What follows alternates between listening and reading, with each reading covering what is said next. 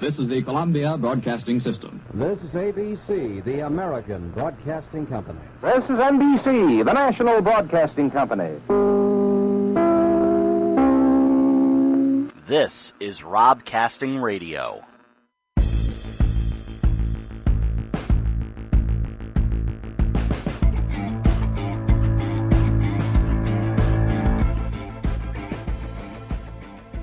And live from the Brewster Ice Arena for the second time in a week, the Mahopac Indians and the Carmel Rams come together, but tonight it is for charity on the ice. It is Hockey Fights Cancer, and we welcome you inside the BIA. With Harold Turk, I'm Rob Adams, and it is Mahopac Carmel for the second time in just about a week, and we're looking forward to seeing these two teams meet up once again. The Indians won last week, and tonight, well, we'll see what happens in the rematch. Harold, the bottom line was, in talking with both coaches, neither coach very happy with the result last week. Absolutely. Immediately following the game, we ran into Coach McKee, and he basically said the same thing. He goes, we won. That was it. So, yeah, I think they were not happy with the amount of chances that Carmel got. And conversely, the coach from Carmel mentioned to me, Coach Chacha, said, we should never be giving up 5 goals to one player. So, yeah, there's definitely some room for improvement here. Absolutely, as a wonderful night for T.J. McKee with 5 goals, as Harold alluded to last week. But working Brian O'Shea as well, he worked in a hat trick along the way. So it was a good night for the Indians as we are getting ready for some of the on-ice ceremonies, some things starting down below, and we'll see what. I know we're going to see some special stuff. We're going to see a special puck drop out here tonight. That is the rumor, and I believe it's true. We're going to see Dax, the service dog from Carmel, at least attempt to drop the puck. If not, he's going to be here, and that's really cool because he has his own Twitter page, and quite honestly, he has more followers than me. So, for the live audience, I will warn you in advance, the internet is more of a myth than reality, so just keep that in mind, because I noticed where connections already dropped, so we will record, we will put it online, and we'll do the best we can with it. That's all we can do. They are rolling out some mats and whatnot so that the teams can be, so that we can see the puck drop and all that. But why don't we linger in and listen to the introductions of the starting lineups?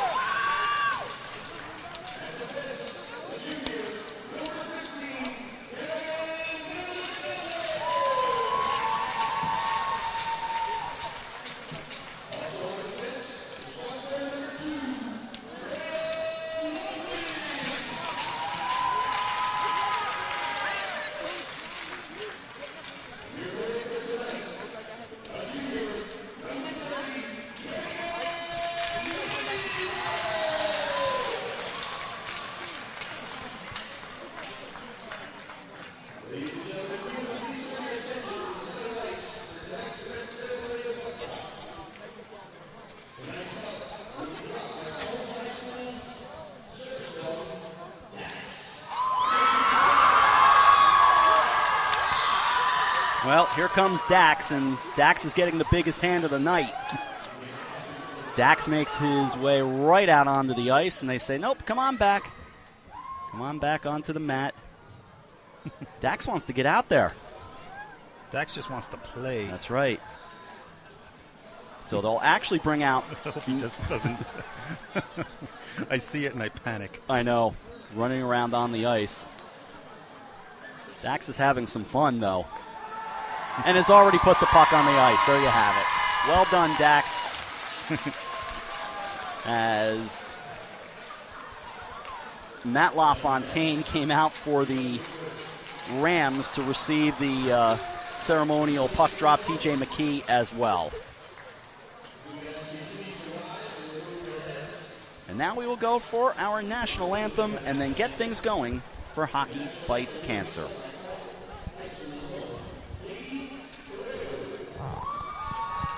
Bear with us. Maybe a little hard to hear the anthem, but we will do our best.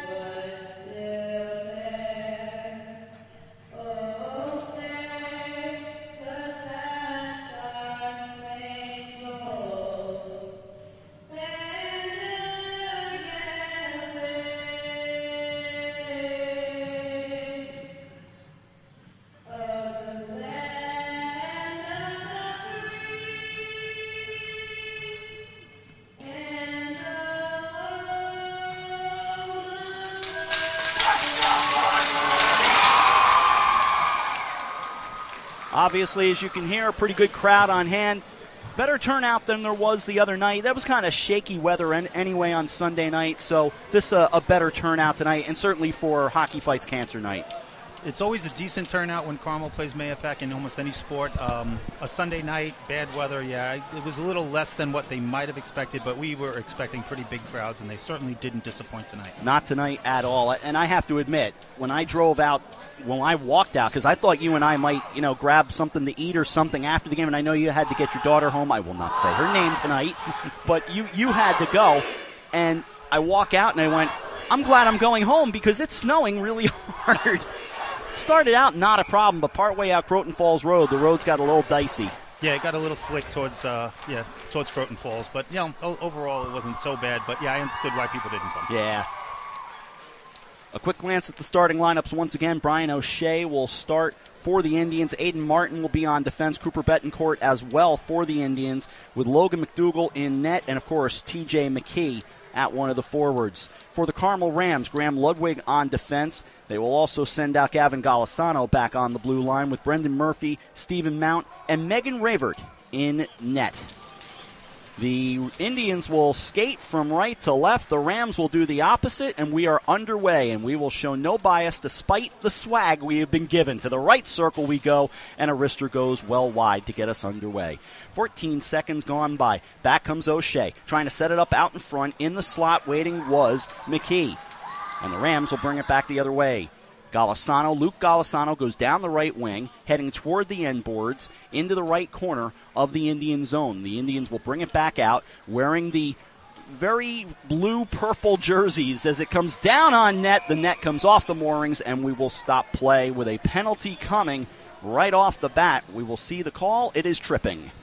Yeah, there was definitely a trip there coming in. With speed. Unfortunately, with the Carmel defense, they let him come in with speed and got basically the only play you can make is to take them down to not allow a kind of mini breakaway. It's Gavin Golisano going off for the Rams at 38 seconds in. And that is not the start that Carmel wanted. Face-off will come to the right side of Megan Ravert.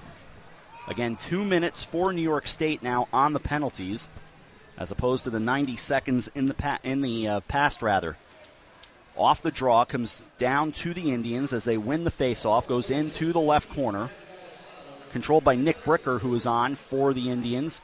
Into the right corner, spinning around is Gavin Golisano. Sends to the far side, Indians keep it in. Left circle, trying for a wrister that is blocked by the Rams, Graham Ludwig, who said we didn't say his name enough. I'm only kidding. Into the right circle it goes, feeding into the slot, looking for a backhander, nothing there. And this is thrown all the way out and back down to the other end. It's nice to have a little familiarity with these teams. That's true. Once you get to know some of the players, you actually know the numbers, the players, and then you know their style, you know where they're going, and basically what type of player they are. It's kind of nice. McKee with a sharp angle backhander from the near side. That not his natural shot. He almost knocked it in with a rebound off of Ravert, but making the save is the goaltender with 1:19 to go on the advantage, 15:41 to go in the opening frame. Yeah, the one thing Carmel has to make sure they do is try to contain McKee, and unfortunately on a power play for them, there's not going to be a lot of chances. He's going to get some open ice.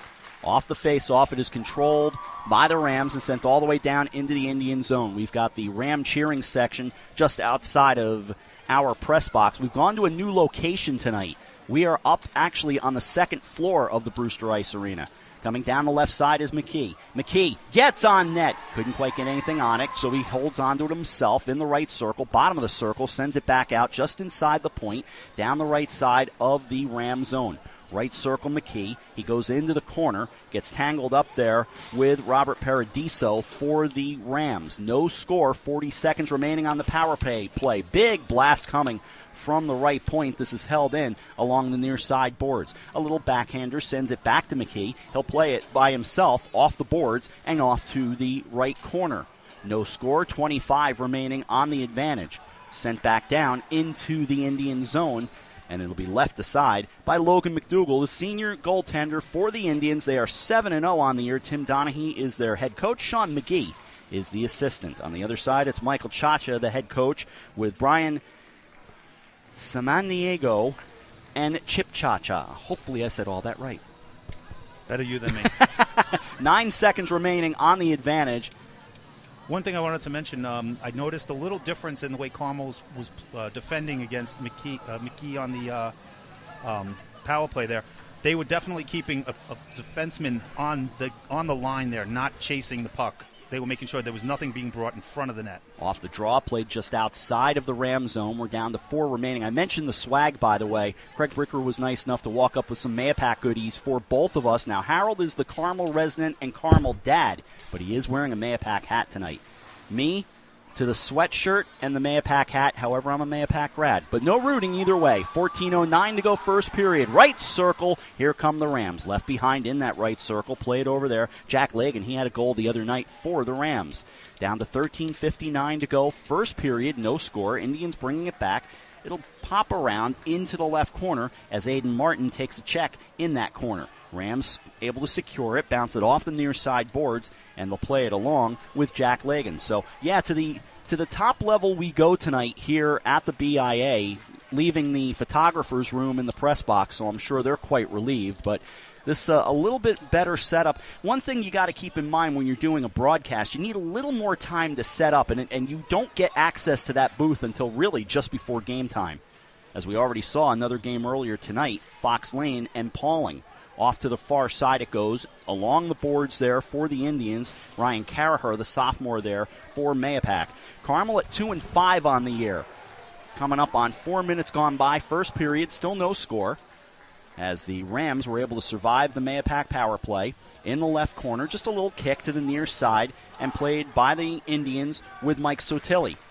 We were having a chat with him before the game tonight as well, as Dad, to be exact.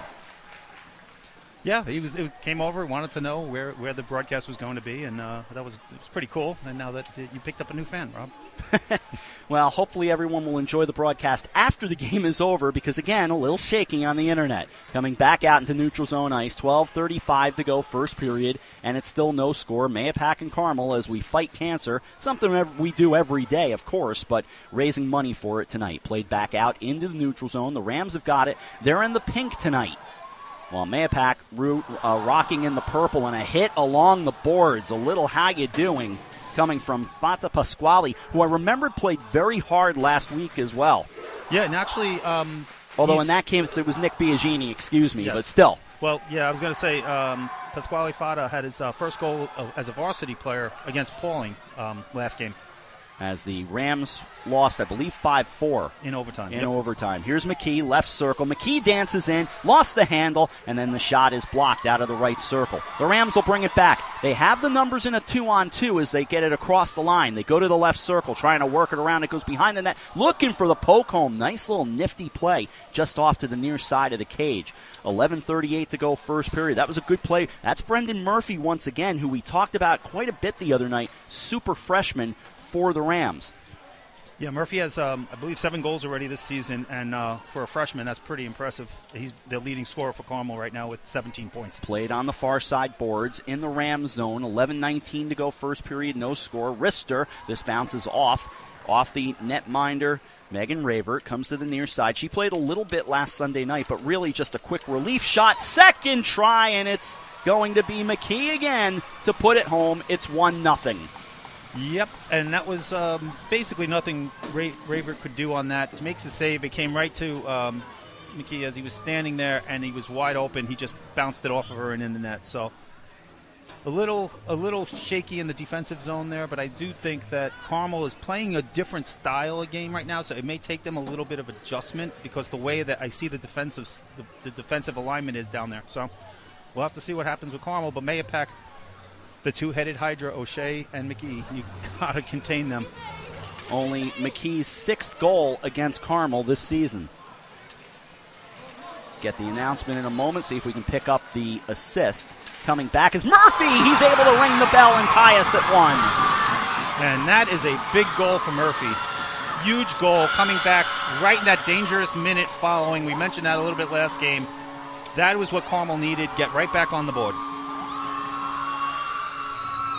It took all of 12 seconds, and it's a 1-1 game. So great job by Carmel, and that was the key to that game on Sunday night. Each team would answer until eventually Mahopac was able to take over. Yeah, Carmel was resilient. Mahopac, we knew they were going to put up a lot of goals. They averaged well over 8 goals a game. But Carmel just stuck with them for the majority of that game, and I think that was a bit of a surprise by Mahopac. As the puck is played out into the neutral zone, the Indians come back in a 2-on-2, and a wrister goes up over the top of the crossbar and above Ravert as it goes down back behind the cage. Here's McKee, thinking wraparound, plays it back behind the cage again. And play will stop.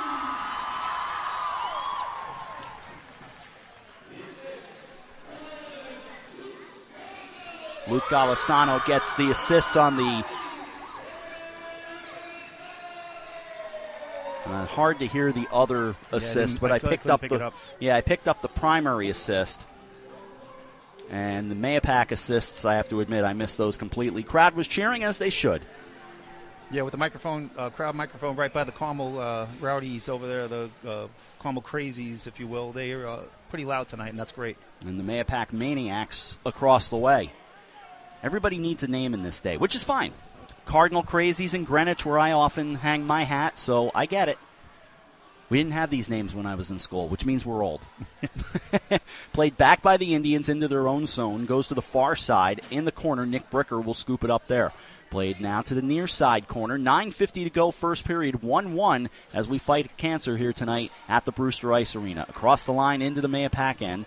It'll be retrieved by the Indians and Cooper Betancourt. He'll play to the near side boards.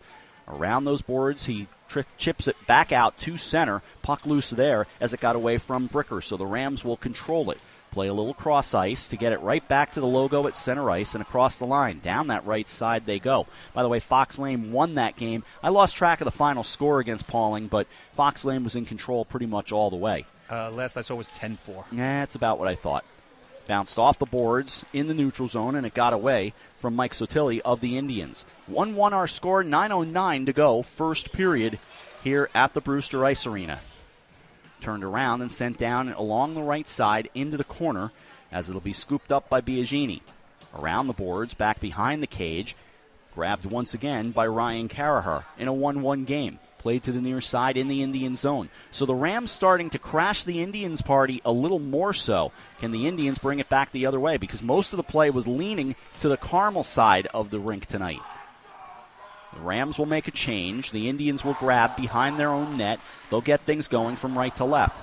Looking for a little touch pass out to center. It's grabbed by the Indians, sent all the way down on net, and the save made just off the stick of Megan Ravert. Goes behind the cage. The Rams will play it there with Gavin Golisano. And to the near side, out to center ice comes the Mahopac Indians.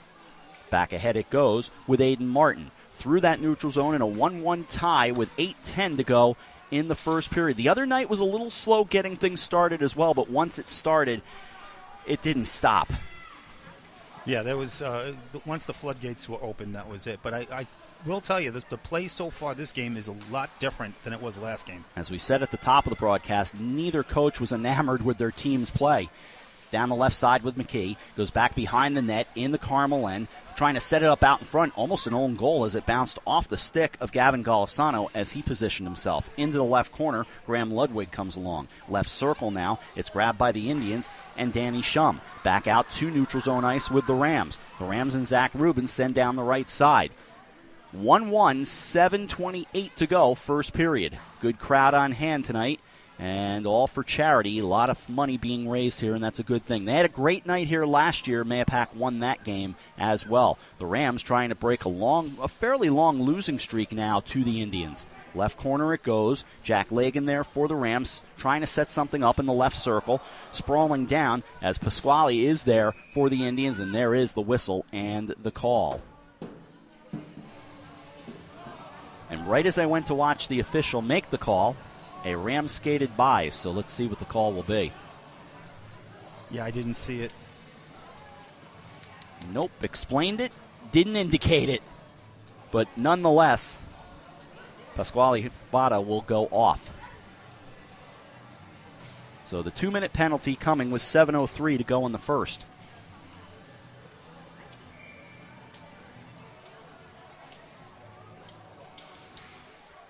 So make that at 9:57.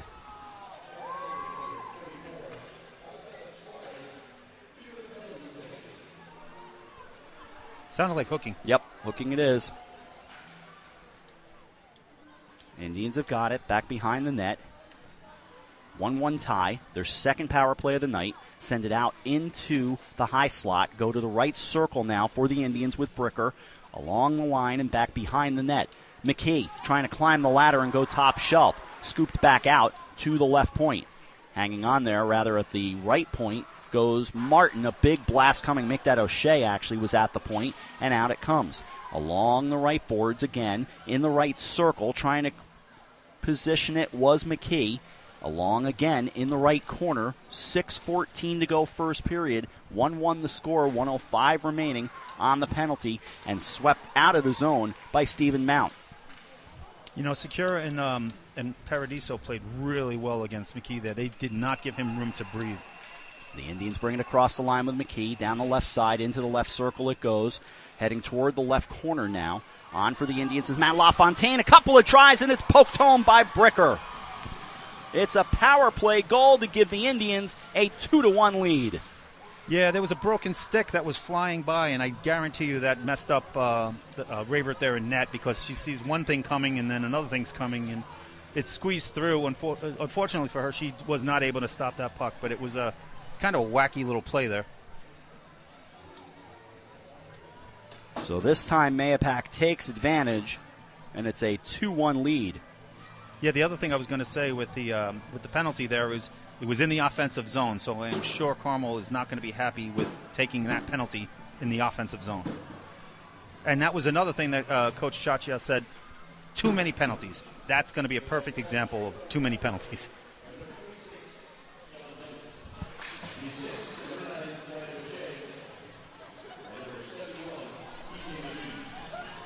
So a little bookkeeping as I'll get it all straight. Now they're saying it was Dundon. I thought it was 6, not 26. Yeah, I thought it was 6 too. Okay. It was assisted though by the law firm. Yes, the law firm of McKee and O'Shea. As play stops, I'm going to keep it on my book for now as Bricker. But of course, if that's the way it gets recorded, John Dundon's picking up a goal that he might not have been involved in. Dundon said he scored. That's all. Held in at the left point, gets sent down, pushed aside by McDougal. That was a tough play by McDougal. Sorry, Rob. That was deflected on the way in, and McDougal was able to flash that pad out, but it was going in if he wouldn't have got that pad out. That's exactly what I was going to say. A good job of just sweeping it away. 5:13 to go first period. Now 2-1 Mahopac as it comes back out into the neutral zone. Indians trying to nudge it forward. They do. Send it down the right side and into the corner. It'll just roll along the boards, come back behind the net with Graham Ludwig for the Rams. Along those near side boards, dancing through, here come the Indians again, looking for more. It's Martin who throws it on the cage, and it goes to the far side. Nice play, but couldn't get enough out on it. As it bounces off the glass and out to neutral zone ice, it'll be collected back by the Indians as they'll go get it with Martin. Martin, the alternate captain, as the captains are McKee and O'Shea for the Indians. On the other side for the Rams, their captains are LaFontaine and Mount. And a whistle stops play as it's covered up by Logan McDougal. One thing I would mention, Rob, I don't know if you saw it late in the during the power play. There was a puck that was kind of deflected out in front, and Secura made a beautiful in the air, basically a bunt to get that puck out of there. That was gonna, if that drops down, that's probably going in the net. It was a great play by 16. Off the face-off, sent out of the zone. The Indians will play it back into their own end as they'll reset. It started with Brian O'Shea. Now the Indians will collect it, get across the line. Here comes McKee down the left side. To the circle he goes, just skating through. Couldn't find it. He'll go to the right circle now. Climbing into the corner, he's got Chris Chichera all over him. On the far boards, the Rams will start back out. We told you they are pink and black tonight. Black numbers on that pink field says Rams, or rather Carmel, on the front of it. For the Indians, they use their block-style blue logo in white on the purple field that almost looks blue. Otherwise, they do the blue and gold combination. The Rams work the blue as well, as this will go to the side of the cage, and the whistle will blow as the puck is trapped by Ravert. 3:46 to go first period, 2-1 Mahopac.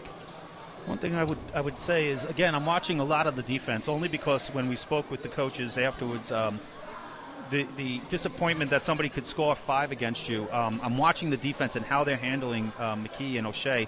They seem to be doing well. Unfortunately, they gave up a power play goal, but otherwise they're putting somebody on top of them at all times, especially McKee. O'Shea left point, back out it goes with the Rams. They look to dance down the right side with Jack Lagan. Along comes Matt LaFontaine. He can't quite get it across the line, so the Indians will take it and go back the other way. Starts as a 2-on-3 for the Indians, trying to nudge it through to O'Shea, but when you've got McKee and O'Shea, you've got good numbers. Along the near side boards, it'll be O'Shea again. He goes all the way out toward the high slot, had it whacked away from him by Gavin Golisano, and into the Mahopac zone. Down goes an Indian. It looked like it was Nick Biagini. Comes back to the near side, and the Indians will bring it.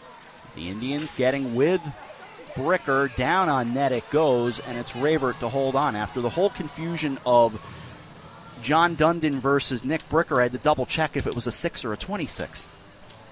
Yeah, I was also looking at. It looked like Gavin Golisano there got tied up with the Mahopac in the offensive zone there. Yeah, I think it was Biagini. Biagini, yeah, he was not happy. He came back and there was a little chop going on there, and I was curious to see if the refs were going to get him for a call afterwards, but they didn't. 2 penalties so far, both of them on the Rams, as the Indians able to keep it in. Ryan Carraher now turned back the other way, and the Rams will bring it across with Murphy into the circle. He goes. Martin collided with him as well. No call. Off to the near side, trying to set something up out in front. The Rams trying to tie it in a 2-1 game, and McDougal will climb on top of it off to his right. 2:34 to go. First period, 2-1 Indians. Yeah, Carmel got a lot of pressure there. It was the Mountain Murphy there, and it was a good offensive thrust that they made. McDougal had to hold on to that puck. It was a little, I guess we'll call it Keystone Cops a little bit down there for a few seconds, but he just dove on that puck. That's all he has to do is stop the puck and make sure nobody jams in the garbage. Zach Rubin comes out for the face-off for the Rams as he goes up against Bricker, fed back into the slot but swatted away by the Indians and Mike Sotilli. Indians get it back out to neutral zone ice, 2:20 to go in the first period. Mahopac leads 2-1. Indians have it across the line. Sotilli sends it down the right side and into the corner. Back behind the net to the near side, Carraher. Carraher along the line. Now it goes to the side of the left circle. Bricker there into the corner. Again, along comes Carraher. Carraher looking to pick it up right on the line. Sends it back to the left circle, but it's turned around and thrown out by Noah Richardson, a freshman for the Carmel Rams. The Indians will bring it back now to neutral zone ice with 1:50 to go first period. A big wrister comes just inside the line by Martin, and it's swatted aside by Raver into the right corner. Near side boards, out it goes. Martin, who was heading back to the blue line, grabs it and sends it cross ice. The Indians will turn and send the other way with Bricker and across the line with 90 seconds to go in the first period of a 2-1 game. A wrister thrown on the net and saved and held on to by Raver. Yeah, that was an unlucky play by Carmel. They went to clear the puck, and it bounced off of someone, and it came right down in the slot. Raver had to be big on that and made the save squared to the shooter, and that's what all you ask for with the goalie is get in front of that shot. Carraher was the shooter out of the right circle, so nice job by the netminder for Carmel, Megan Raver, the junior. Face off to her left as it goes around with 1:20 to go in the first period. As Harold said, play better tonight. Just a better quality of game. It was very choppy last Sunday night. Made for an entertaining game in that it was so many goals, but this is more crisp tonight. Yeah, the passes are better, and the skating seems a little better. There's not as much kind of bunching up. Trying to hold it in at the left point. It was Graham Ludwig. Sends down on net, and it'll be held on to by McDougal with 60 seconds remaining in the first period. Yeah, I think last game we saw a lot of scrambles in front of the net and just pucks bouncing around, and it was sloppy. No other way to put it. And I think both coaches would say that. They had the whole week. Mahopac did not play, so they were preparing for this game. And Carmel had a game against Pauling, so they were focusing on this, definitely. Face off to the right side of McDougal. Off the face off, it goes into the right corner. 57 seconds remaining in period number 1. 2-1 Mahopac. The Indians with goals by McKee and we think Bricker, with 49 remaining in the period. Play stops again.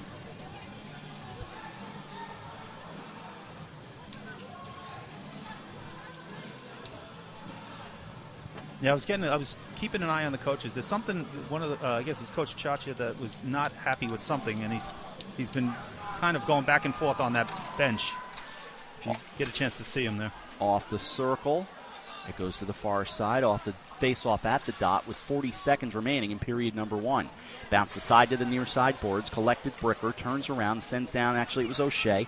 Jerseys get a little tangled up, and what you think might be a 6 becomes a 9. Back behind the net, in the Carmel end, thrown to the near side and out of the zone, so the Indians will grab at their own blue line. Send to O'Shea on the near boards with 22 remaining in the period. O'Shea goes cross ice, getting across the line, here they come. They keep the Indians do stay on side with 16 to go in the period, but the Rams able to clear. Sent back out by Gavin Golisano. Now it's McKee as he comes across. Stick handling, goes into the slot, into the circle, on net and swatted away. Good job defensively by the Rams, and that was Luke Golisano to clear the zone, and the period comes to an end at 2-1. Yeah, Luke Golisano saved the goal. Simple as that. Great heads-up play to get that puck out. I do think he picked up a penalty at the end of the period there, along with somebody from Mahopac. A little bit of slashing going on. Yeah, there was a couple of slashes. I saw the same thing, but 2-1 after one period of play. And again, I know I said it just a minute ago, but it's worth repeating. I like the quality of play here much more tonight. I like the tempo is better. The skating is much better, I should say. And what I liked about it was they're shutting down those odd man breaks. Last game, I think in the first period alone, there might have been 4 or 5 odd man breaks. Here, I don't think I think maybe one, maybe. So I think that's what both coaches have stressed a little bit, the defense. And if you talk to the coaches from Mahopac, they'll say, we gave up 7 goals. If we play a powerhouse offensive team or a team that can shut down defense, we're in trouble. So they're not happy with the way their defensively they were playing. And Carmel is saying the same thing. We don't want to give up that many goals. We cannot give up that many goals, and we certainly have to stay out of the box.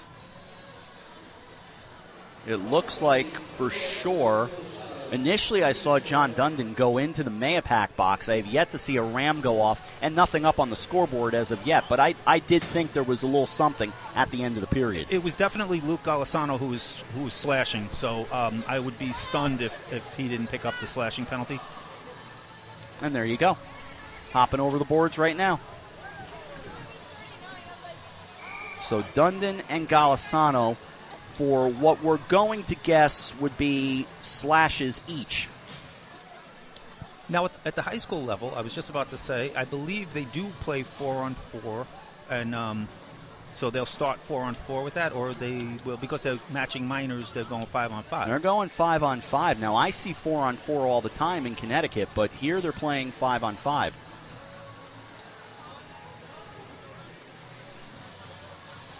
So 2-1 after 1. McKee and Bricker for Mahopac and Murphy for Carmel. Second period underway. In fact, they're not even putting it up on the scoreboard, which is interesting as well. Cross ice it comes for the Rams. And the Rams, who will go now from right to left, go into the left corner with Murphy. Murphy goes behind the net. Out into the high slot it goes. A little wrister on net and score! It's Robert Paradiso. He should get credit for the goal to tie things at 2. Excellent start of the period for Carmel. Paradiso has been taking more shots. I think last game we saw him taking more shots. This game might have been deflected on the way in, but it was a really good play. And one of the things you have to keep an eye on is that freshman Murphy. He can be a game changer out there. He holds the puck, skates really well. And I like watching the way he moves that puck. And it was a great little pass out. Paradiso scored. 2-2, 19 seconds into the second period. And they're saying it's LaFontaine. He might have deflected it. Might have deflected. I saw it kind of get deflected. I couldn't tell you it was a Carmel player. So Paradiso will get the assist. And Murphy gets an assist as well. Yep, and that makes total sense to me because I did see Murphy throw the puck out to Paradiso. So LaFontaine, the goal. To make it 2-2 with just about a minute gone, period number 2. Here is LaFontaine. He goes back behind the net, left in. Little deflection goes off to the side of the Mahopac net. As McDougal was doing a nice job of getting in position. McKee will nudge it forward. Indians start back in a 2-on-1. Here is McKee. Across the line. Goes left circle. Hard wrister score! Well, that was the first odd man rush of the period. I know the coach will not be happy, unfortunately, for Shakura, who went for the puck and missed it. You can't allow McKee to go by you when he's on your side. So I think he'll be spoken to. He's been playing fantastically against him. But that was just a kind of a mental mistake going for the puck, and it led to a 2-on-1, and he's not missing. No, you can't have an odd man rush there with McKee on the ice. You just can't. It can't happen. So the Indians able to take a 3-2 lead very quickly. It took all of about 55 seconds. And it is unassisted. I thought so. To the left corner, the Rams swiping it back out, but couldn't get it out of the zone. Mahopac keeps the pressure on. To the near side goes Caraher. Caraher chasing into the corner with Graham Ludwig. The two of them collide as it comes to the near side, held in right point by the Indians and Nick Biagini. Heading off into the right corner again. All the play stays there. Looks like another game may be going on later on if I just spied some players heading into the locker room. Rams bring it back. This gets a blocker pushed up and above and into the net of McDougal, so it goes back behind the cage of McDougal, stopping play with 15:06 to go. But I saw, things always moving here. Yeah, they're always moving. And so many teams here. Yeah, and I like to point out that Carmel's defense, by the way, is really young. They have no seniors on that defense. You have the sophomore in Ludwig, who he's playing big minutes. You have the junior in Chikura. You have Paradiso, who's also, I believe, a sophomore. So they have 2 sophomores, 2 juniors. I think Golisano's plays back there occasionally. He's a junior. Carraher goes down the right side, now into the left circle, trying to set something up in the slot. Problem is, you had an Indian skating without a stick. This will come all the way down, and they'll blow the whistle for icing. I thought maybe it was Danny Shum, who was actually standing in the slot and is kind of like, oh, great, thanks for the puck, I've got no stick. Yeah, and it's not soccer. Nope. You can't put the puck in with your feet. Cannot. Again, and I've already gotten a text. I realize that folks are wondering where we are in the live world. It comes and it goes, basically, is the internet situation here right now. It was even hard to get a text out to the person who had texted me and said, what's going on? Yeah, unfortunately, that's what happens, in a metal building. There's lots of interference here, and there's not I'm looking around, I don't see any extenders or network extenders in this area. And no Ethernet port to plug into as well. So we'll make the best of it. We'll get the game online almost immediately as a penalty quickly is whistled, and it'll be a hooking call. And I believe Mahopac will head. Bricker. Yep. So Carmel will get their first power play of the night.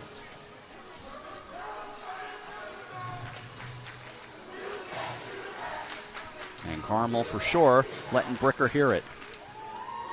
Although I'm sure in this case, Bricker would happily say, now that was Dundon. And that comes with 2:28 gone in the second period. Face off to the right side of Logan McDougall. Bounces back out, and it's O'Shea on a breakaway shorthanded. Stops in the left circle, puts on the brakes, dances in. Oh, what a pretty play. Couldn't quite convert, but that was just gorgeous movement there, and a penalty coming up as well as it comes out of the zone, out of the Ram zone, into the Indian end. Mahopac going for the touch with Martin. Martin, and now the Indians touch, and there is the whistle, and this is going to be a slash. Yeah, and on that play, I would have preferred Carmel just dump the puck in and get the extra 2-man advantage as soon as possible. They carried it in a little bit, but still, they got a 2-man with a lot of time. It looks like 1:07, I believe, or 1:37. I can't tell if that's... They put the penalty initially up it's on Carmel. I don't see how, because there's 2 in the Mahopac box. No, that's a mistake. And they're saying it's O'Shea who committed it. Yeah. And that was a set play, Rob. You can just tell right off the face-off. O'Shea went behind the defense. Defense have got to keep an eye. I know we've been harping on the McKee train. Guess what? O'Shea will kill you just as fast. Oh, sure. McKee has just had the impressive numbers, and don't get me wrong, he's great, but equally great, I think, is O'Shea. Yeah, I call them the 2-headed Hydra. Trust me, if you die by one, you die by the other. Exactly. Rams have got it in a 5-on-3. A wrister that was saved by McDougall. One-timer out of the left circle, LaFontaine. Good save to reach out and grab it. A second try that is blasted well wide. Yeah, Carmel's controlling nicely. In the slot, that is blocked by Martin, goes off to the far boards. It was Gavin actually Chris Chichera causing all the havoc out in the high slot. Far boards, 50 remaining on a 5-on-3. 3-2 Mahopac right now with 13:19 to go in the period, and boy, that's a bad mistake by the Rams as Chichera watched it go right out of the zone. Yeah, that was the I got it, you take it. Yep. LaFontaine will step across the line, go left side, leave it behind. It goes out of the zone again. Chichera had it go underneath, so it's Golisano to go retrieve it in his own zone. Down to 25 remaining in this 5-on-3. The Rams did have a couple of good opportunities. Right circle, blocked again by the Indians. Held in, this is Luke Golisano. High slot, brings over. Left circle, Chichera throws it down, and off the pad save made by McDougall. Down to 10 seconds to go on the 5-on-3. Back behind the net. Here's Pasquale Fada, goes almost out of the zone, held in right point, 4 remaining in the 5-on-3, just working it through traffic. It's Martin. Martin loses it. Another try. This corrals off to the near side. How that didn't go in, I don't know. Chichera, right circle. 5-on-3 is expired, but they score! Right circle, a 3-3 game. McDougall did everything he could to keep that puck out. I think McDougall kicked the pad out to get that save. But Carmel was very, very tenacious on that power play. couple of mistakes mentally, but they were really controlling the puck nicely, and Mahopac just could not keep up with the two-man advantage. And when they got the one over, by the time the guy gets out, it's technically still a two-man advantage. Gavin Golisano makes it a 3-3 game. So a power play goal, and really it's the O'Shea slash that comes back to bite the Indians.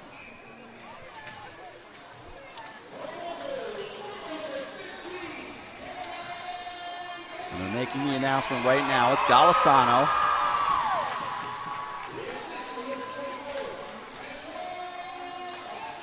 And Fada gets the assist. Held in by the Indians in the Ram zone. Across the line, it goes with Nick Biagini.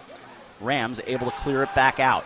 11:55 to go, a 3-3 game to the left circle. And an extra push after that play, and that's going to get a whistle immediately, although they have yet to blow it, but the penalty coming.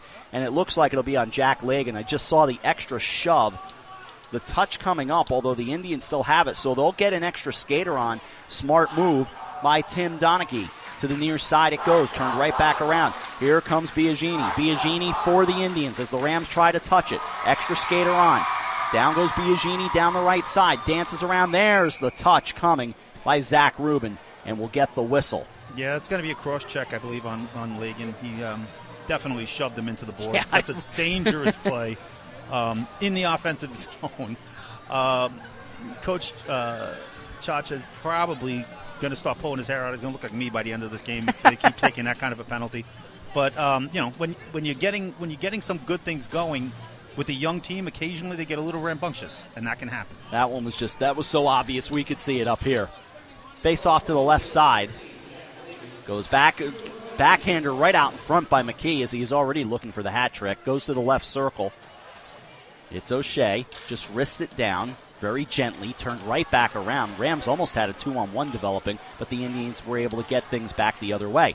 So here come the Indians in the slot with McKee. His wrister goes well up over the crossbar.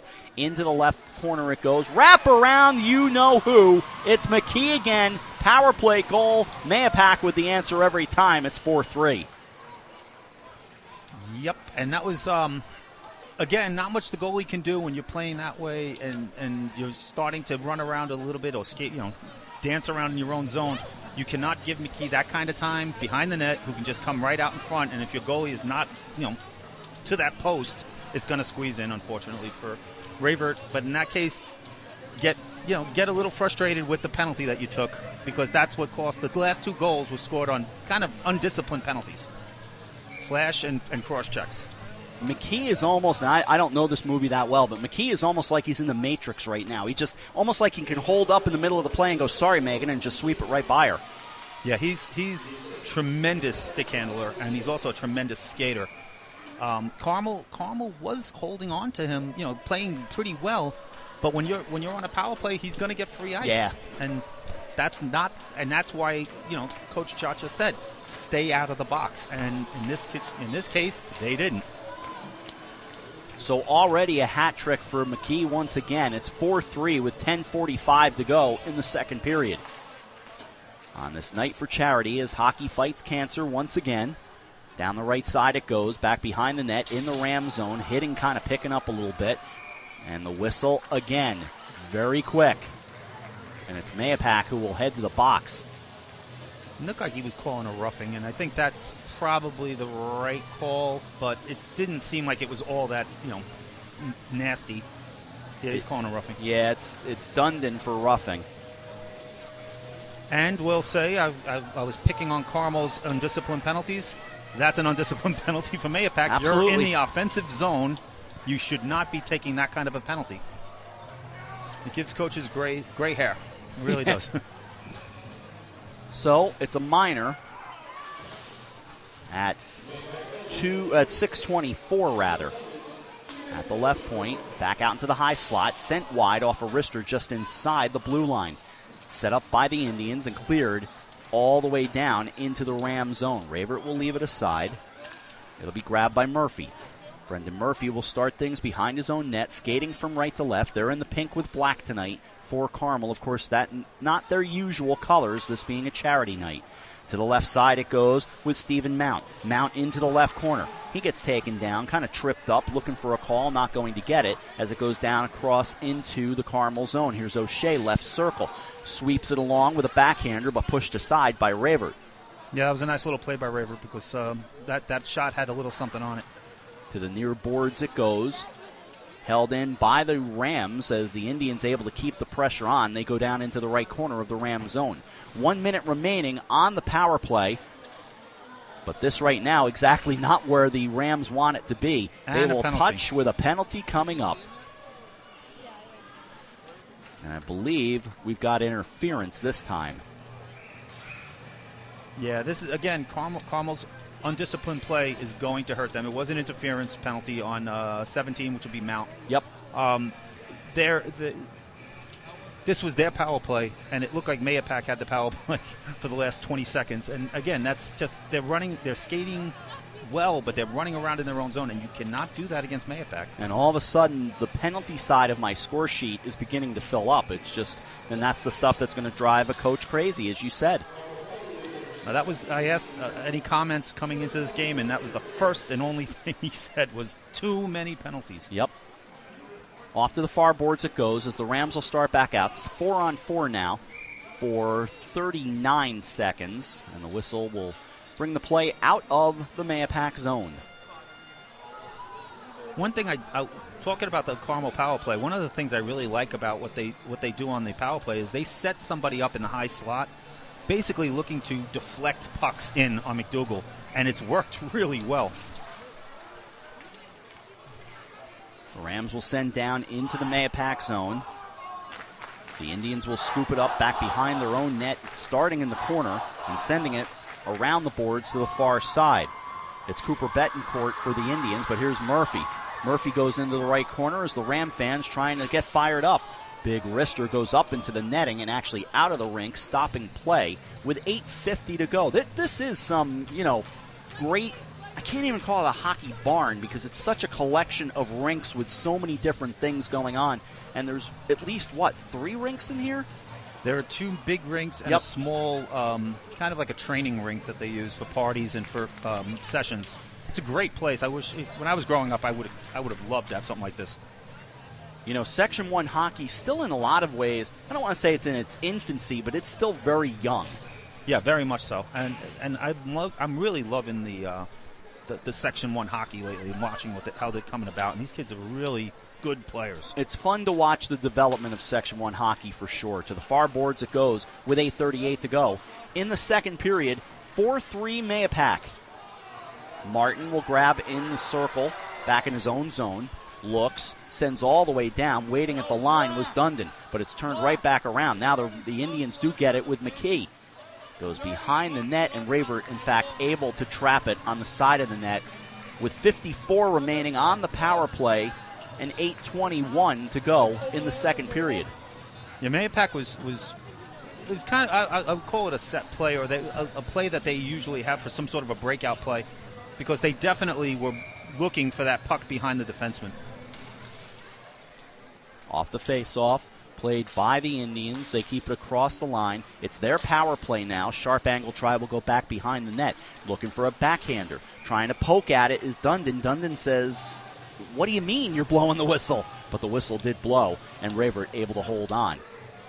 8:09 to go second period. 42 remaining on the penalty to Mount. It's 4-3 Mahopac. Again, this has been an enjoyable game to watch. I mean, I'm not happy with the penalties. I think if they would stop the penalties, it would be a much better game. But otherwise, it's been exciting. There's been a lot of play, a lot of good plays. The Rams able to clear the zone all the way down. McDougall will come out of his net to the left, leave it in the circle, and send it to Martin on the near side in the circle. Now cross ice he goes, nudged forward by O'Shea. O'Shea, well, actually it'll be Bricker to take it, brings it over to Martin. Aiden Martin looking, bounces off the boards away from Murphy. 4-3 Mahopac, 7:40 to go in the second period. Cross ice goes Bricker. Again to O'Shea. O'Shea being dogged by Luke Golisano. They get it out of the zone. Dogged as in Dax, who was here tonight. Across the line goes McKee. Left circle, dancing in. Goes behind the cage, tries to throw it on net. A couple of swipes at it, and the whistle will blow and play will stop with 7:26 to go in the second period. It looked like Raver made a couple of nice saves there, but one of the other things I was watching was Dundon was standing on the blue line waiting for that pass. So they're splitting, they're stretching out Carmel defense, not allowing them to come up a little bit. And by doing that, they're getting those 2-on-2s and odd man rushes because Carmel has to keep their eye on that. Oh, that's, especially if it's McKee back there or O'Shea. Again, we have mentioned as the faceoff goes to the left side of Raver, we've mentioned numerous times and we'll keep mentioning it. Of course, this is for charity tonight. Hockey Fights Cancer, so they are more than happy to accept any donations as they should so we can do what we can to continue fighting cancer. Play back behind the net in the Carmel zone, comes to the near side. Rams will start back out. They bring it across the Mahopac line, dancing down into the left corner goes LaFontaine. Takes a little check there from Biagini as it goes to the far boards. Bounces off those boards, held in near the right point. 6:54 to go, second period, 4-3 Mahopac. Carmel has yet to lead tonight. There have been a couple of ties. Near side in the corner. It'll be the Rams initially, but Mahopac able to clear the zone. They'll get it back out. Heading down is Carraher across the line. He'll go to the top of the right circle, have it taken away. Now a blast coming, and it's deflected and hits the crossbar. Oh, that looked like it was going in, but no damage done. Held on to Biagini, sends it and deflected off into the left corner. Goes behind the net, Carraher there. Carraher, now it's left behind again in the right corner, comes back out, waiting. Biagini could not keep it in the zone, so he'll play keep away as his teammates get on side. Good job of keeping it away from the Rams, who are in the pink tonight. The Indians wearing the purple. Biagini on the near side. He's a sophomore, can play both the forward and defense. And the Indians able to clear with Carraher. Cross ice it goes. They'll send it down the left side, going with Cooper Betancourt. Betancourt, he tries it. It goes into the right corner. Comes all the way out of the zone. 5:48 to go. Second period. It's a 5-4, a 4-3 Mahopac lead. I was looking at different numbers. Goes behind the net again. All penalties have expired. We're skating at even strength. Along the near boards and out of the zone. 5.5 remaining in the second period. Mahopac up 4-3, but here's McKee, and he rings the bell off to the far boards in the corner. Held on and thrown down into the right corner of the Ram zone. The Rams bounce it off the boards, and it comes out. Biagini will chase it. Cross ice he goes, but it gets away as it was Betancourt for the Indians. McKee looks to start the play, but there's a Ram to swat it and get it away from any damage. That's Gavin Golisano. Out to neutral zone ice. The pushing resumes. Here's McKee, left circle. Good job defensively by the Rams to get it away, but held in just inside the line. And Raver able to make the save and then jump on top of it, stopping play with 4:53 to go in the second period, still 4-3. And that was a nice save by Raver, but the other thing I was going to say, and we forget to mention every once in a while, is on the second period, it's a long change. Right. Carmel's defense was out there a little too long. I saw Fry was out there, the 8th grader. And he was holding his own out there, but he was a little gassed at the end. And it was him and I believe Chikura had a difficult time getting off, and it almost led to an odd man break. McKee and Murphy for the draw. Comes back to O'Shea at the right point. Blocked by a Ram. It was Murphy. Goes behind the net. Just bounces out in front. And Ravert's doing a solid job kind of settling in tonight as it's still 4-3. She holds on with 4:43 to go in the second period. And that's the thing with the Carmel goaltending. They've really been unsettled to find any kind of consistency between the pipes. Yeah, I mean, it's basically goalie by committee at the moment. Ravert's definitely holding them in this game. She's making a lot of big saves, as is McDougall for Mahopac. But I do believe Carmel needs to. The coaches are waiting for someone to step up and take the reins to be the number one goalie. Make the job their own. Off the boards to the far side. Indians looking to clear. Martin over there at the left point. The Rams get it out. Rams bringing it back right to left they go. Across the line, left circle. Traffic out in front. Puck stays loose as McDougall's trying to climb on top of it. Now McKee parks himself in front of the net and he's able to keep it out. Great job by the Indians. Play stops though with a whistle, and McDougall is kind of rolling around on the ice right now. The helmet off for one thing, and Martin getting tangled up with Luke Golisano. Yeah, there was a lot of jamming at the net there, jamming at the puck. The ref has blown whistles faster in this game. I guess he had a good view of the puck. I couldn't see it, but again, he let them play, and unfortunately with McDougal, he got the worst end of that. And I believe that was McKee who might have saved that goal. I'm pretty sure it was just able to sweep it aside. Keep in mind, they do not bring the Zamboni out in between the first and second period of these games. They will likely do it between the second and third. So there's a lot of loose snow out there, just to, something to Slow keep the in puck mind. down. Yeah, sure does. Martin is staying out not too far from his netminder. He's a few yards away at the most, talking with the two officials. But Martin and Golisano were certainly scrumming a bit, and Martin, a defenseman and a captain, an alternate captain, coming over and defending his goaltender. Absolutely, and that's what you would expect from any player on, especially a leader on the team. I did not see if, specifically what there was for contact, but it was so much jamming on the net. It could have been anything. Somebody gets shoved into the goalie. Somebody takes an extra shot at the goalie. But he seems to be okay. He was kind of reaching for his neck a few times, I noticed, as if he almost took some kind of stick to the neck, possibly? stick to the neck. I noticed in the crowd, by the way, good job by Carmel. The fans immediately rose and gave him a nice ovation. But I noticed McDougal, when he was down on the ice and he was face down, I noticed he kind of glanced up, kind of lifted his head to look at the ice to see if there was any blood.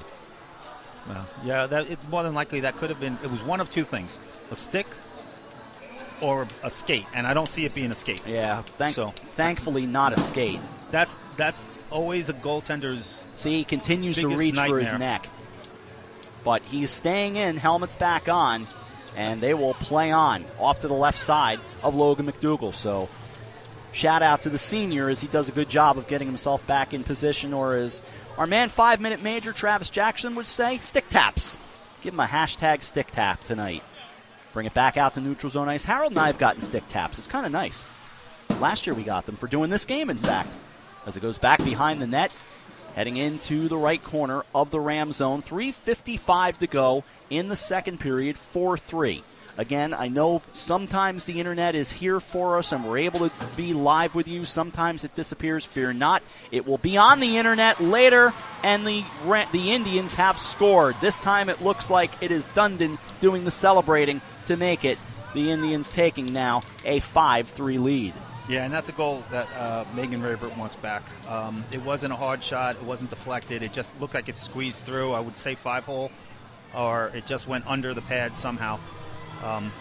For Carmel, that's not the way they want to end a period, so I would expect them to come out hard now and try this last couple of minutes to try to get some more offense. Based on this game, they very well could score again. So the Indians up 5-3. Time the goal 13-16 as McDougal makes a save at the other end. And that was a tremendous save by McDougal, Rob. Mahopac, almost on cue of me saying Carmel's going to get something going, gave the puck away, and it was a basically, I believe it was LaFontaine who came in and just all alone takes a shot, and McDougal made a huge glove save.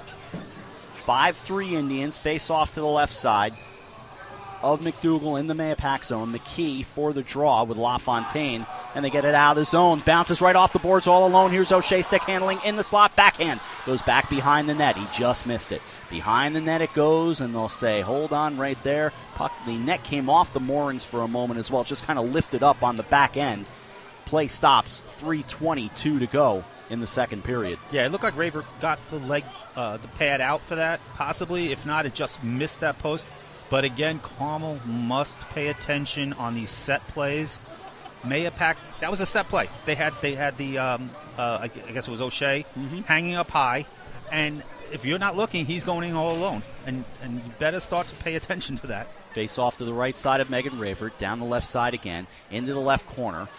The Rams able to swat it back behind to the near side, but the Indians keep the pressure on with Sotili. He goes behind the net, gets taken up along the boards by Robert Paradiso.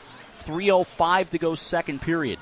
In the slot, turned around and sent out of the zone by the Rams. Indians are there. The Indians have a 5-3 lead on this Hockey Fights Cancer night. The Rams trying to get something going, bounces off of Murphy, goes behind the net, and sent along with Cooper Betancourt to the far boards. Indians able to clear, start back in a 3-on-2. Now it's a 2-on-1 as it goes along here on the doorstep.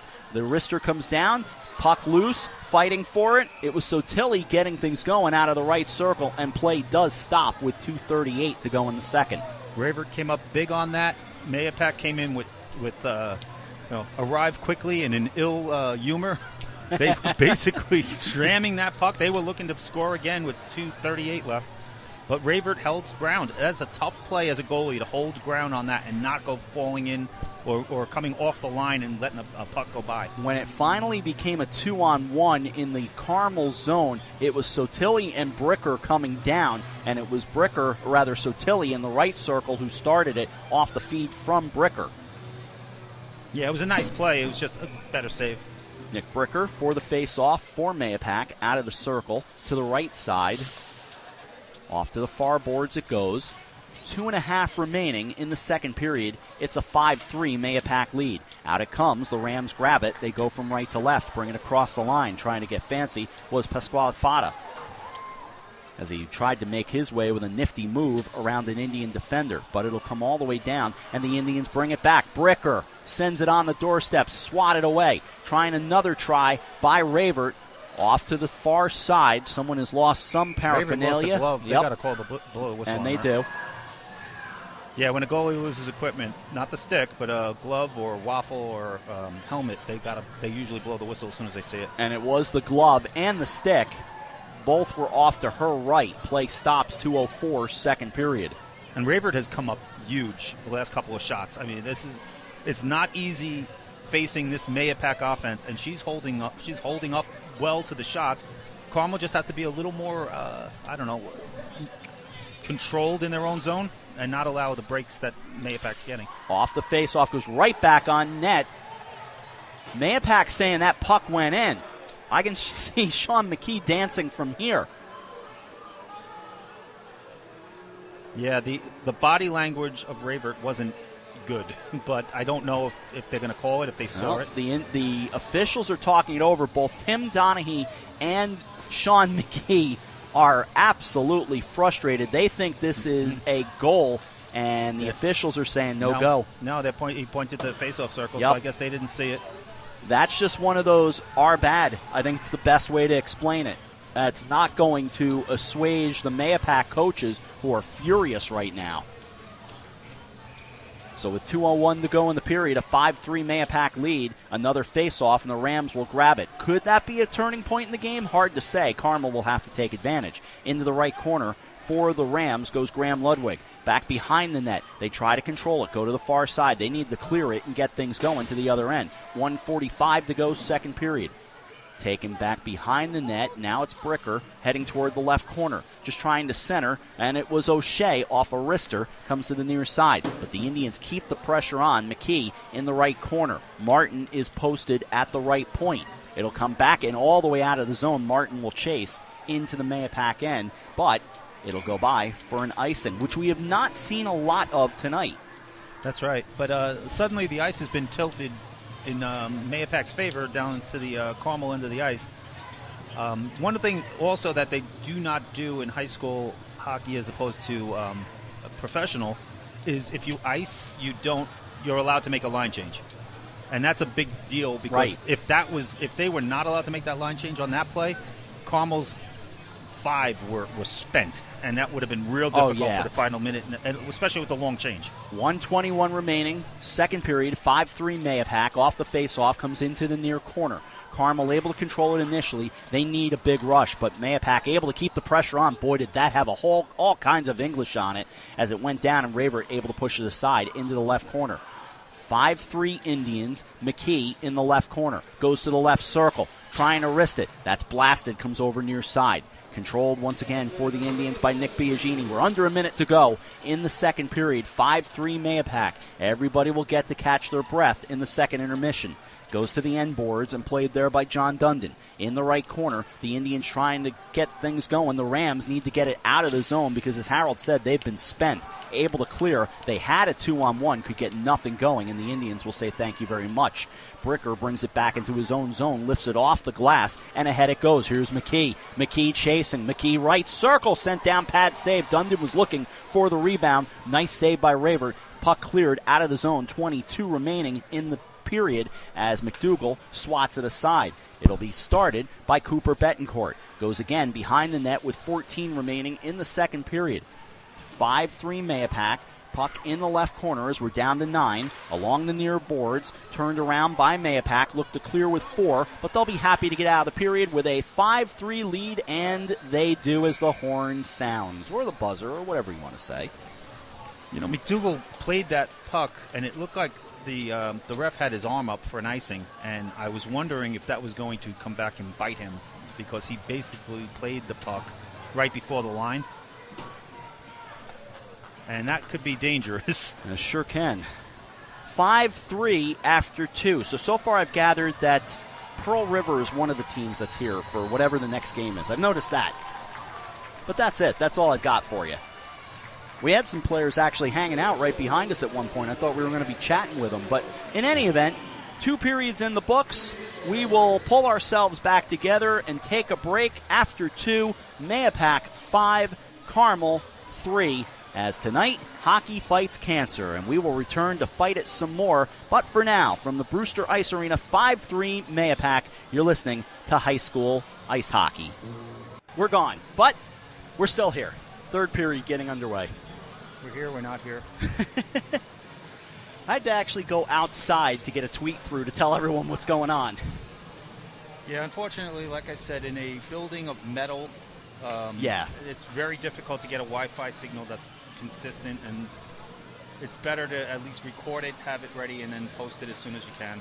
Unbeknownst to us, McKee is going to start the third period in the penalty box. Did not see what that was about, and I did not hear an announcement, so it may come at the beginning of this period. We'll hear. By the way, I'm pretty sure I was able to spot the Golisano's mother. She is down to the left, and the only reason I say that, I have not met her, but there's one woman here tonight wearing a pink Carmel sweater with the numbers 11/15 on the back of it. So I'm going to take a risk and say that's Luke and Gavin's mother. Or the president of the Golisano fan club, which is possible. Which is entirely possible. Could be a family member, but I'm going to take that leap of faith. I'd say that's more than likely it's Mom. I don't know if I can get her on there. I think I see her I think you can. There she is. Sitting? I see the shot. Yep, she's sitting. There you go. She's not going to love that we're spying on her, but that's okay. We're getting Mom on camera. She'll like it. 5-3, Mahopac on top as we head toward the third period. Rob Adams and Harold Turk with you from the Brewster Ice Arena. And, you know, I feel like, never want to make too much of technical issues, but I always feel like there's a part of me that needs to apologize, though I have no control over the internet in this building. I accept your apology. Thank you. Makes me feel better. I usually apologize before any broadcast I'm on, and it has nothing to do with technology. You have been more than fine, as usual. I appreciate being here, and I love both of these programs. I love both of the schools. It's weird to say as a Carmel resident, but no, I've got a lot of friends from Mahopac, so for me this is a lot of fun to do. Third period getting ready to get underway. As we explained, and we've explained it a couple of times, Harold lives in Carmel, has lived here about 23 years, I think, now. Yep. Has one who went through and graduated from Carmel and one who is in Carmel High School. And, well, back here it's me who went to Mahopac, and I have a son who will not go to Mahopac. He goes to John Jay.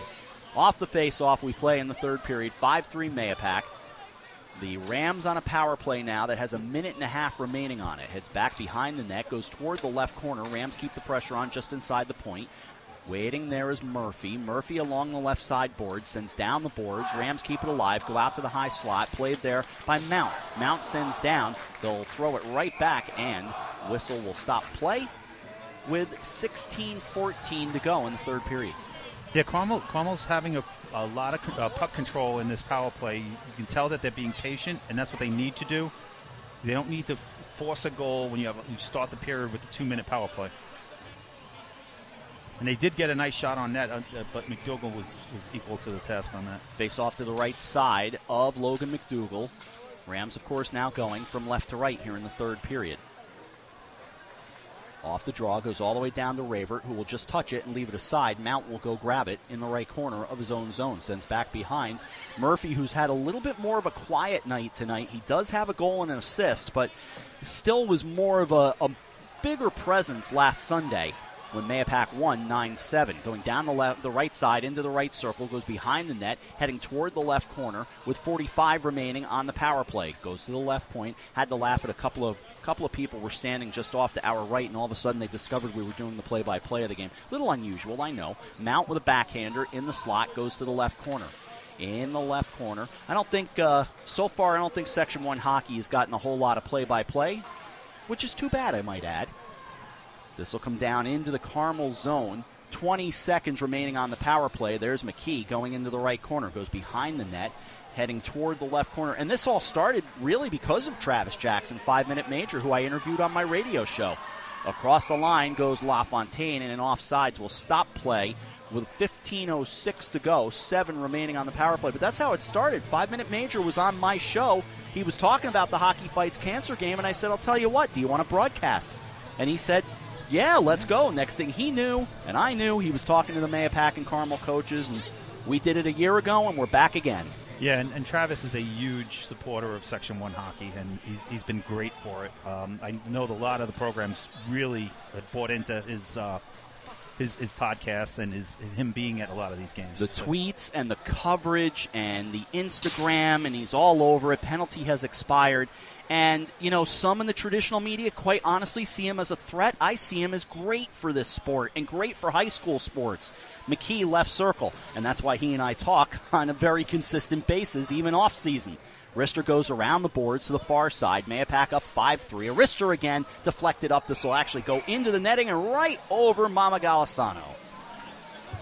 Yep, she ducked. She's no worse for wear. Nope, no harm. But I would also say, with one of the things with Travis, what I really enjoy about it is he really gets behind the kids. I know he has his all-hair team, and Alex Wood, who's not here playing tonight from Carmel, was picked to his one of the all-hair teams for him, and he just has a lot of fun with the kids, and I think that's great. He does, and the teams have a lot of fun with him. Into the slot it goes, turned around and sent back out, chasing down the right side. He has basically said, and he has a great marriage, great family, but he's just like, my wife knows come hockey season, oh boy. Back behind the net in the Mahopac zone. Played along the far boards. He was here last year. We interviewed him in the intermission break. In the left circle, putting on the brakes. That looks like Murphy trying to throw it through. Mount now parked over in the left circle. It's Murphy in the corner. Goes back to the left point. Sent out into the high slot just inside the line. And the Rams able to score as it trickles in. It's a 5-4 game. Well, that was a really good offensive play by Carmel. They got the puck across. Murphy was great with the puck. Got it across to Ludwig, who made just what they've been doing is getting a puck on net. So he won't get the goal. I believe it was stopped in front and put in, but it was a beautiful play, and that's what Carmel needed early on in this third period. We will see what the PA tells us, but 5-4 now.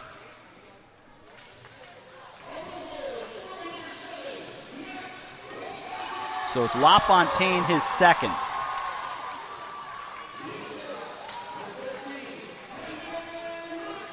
And Murphy an assist.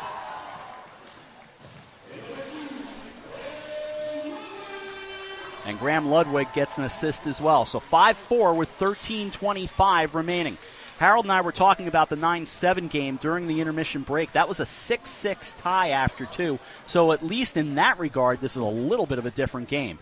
To the far boards it goes, and out of the zone as it got underneath the stick of Martin. He'll turn around and send it.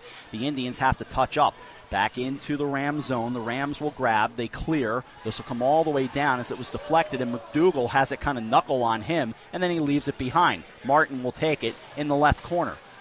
Rams trying to keep the pressure on. Throw it back out to neutral zone ice.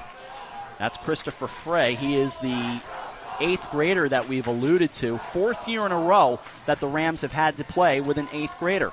Not a bad thing by any stretch. It just means you've got a youngster on the ice as the puck comes down and is grabbed by Ravert along the line to her right. I don't see any harm in an 8th grader.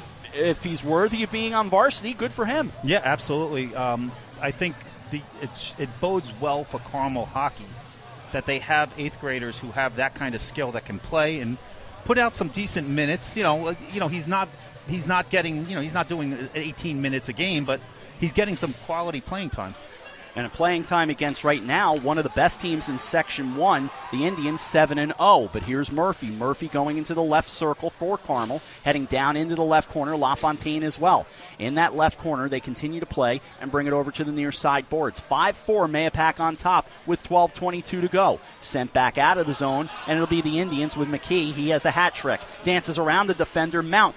Sends it on net on a wrister and boink off the helmet of Ravert to the far boards, but it's a save nonetheless. On the far side, it's McKee, had it taken away from him and wristed back out of the zone. The Indians will grab it once again, and it'll be collected by Cooper Betancourt. Sent it across, and it's the Rams with Gavin Golisano. Here are the Indians again. Deflected, Bricker off the body of Graham Ludwig as it goes wide of the net to the far side.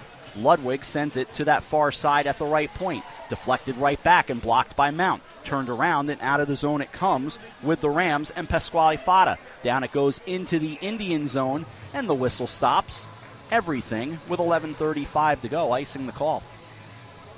Yeah, this has been a very good start to the period for Carmel. They've been controlling more play than they had. They've been shutting down Mahopac in the offensive zone, and that's not how the second period ended. So no. It's a lot better for Carmel. Hopefully, Coach Chacha spoke to them and basically told them, play your game. You played the first period so strong. Don't go running around in your own zone. And they seem to be doing a lot better now. One-goal game. The Carmel coach would have been well advised, and certainly Hattie, I would not blame him for going for the fire and brimstone in the locker room between periods.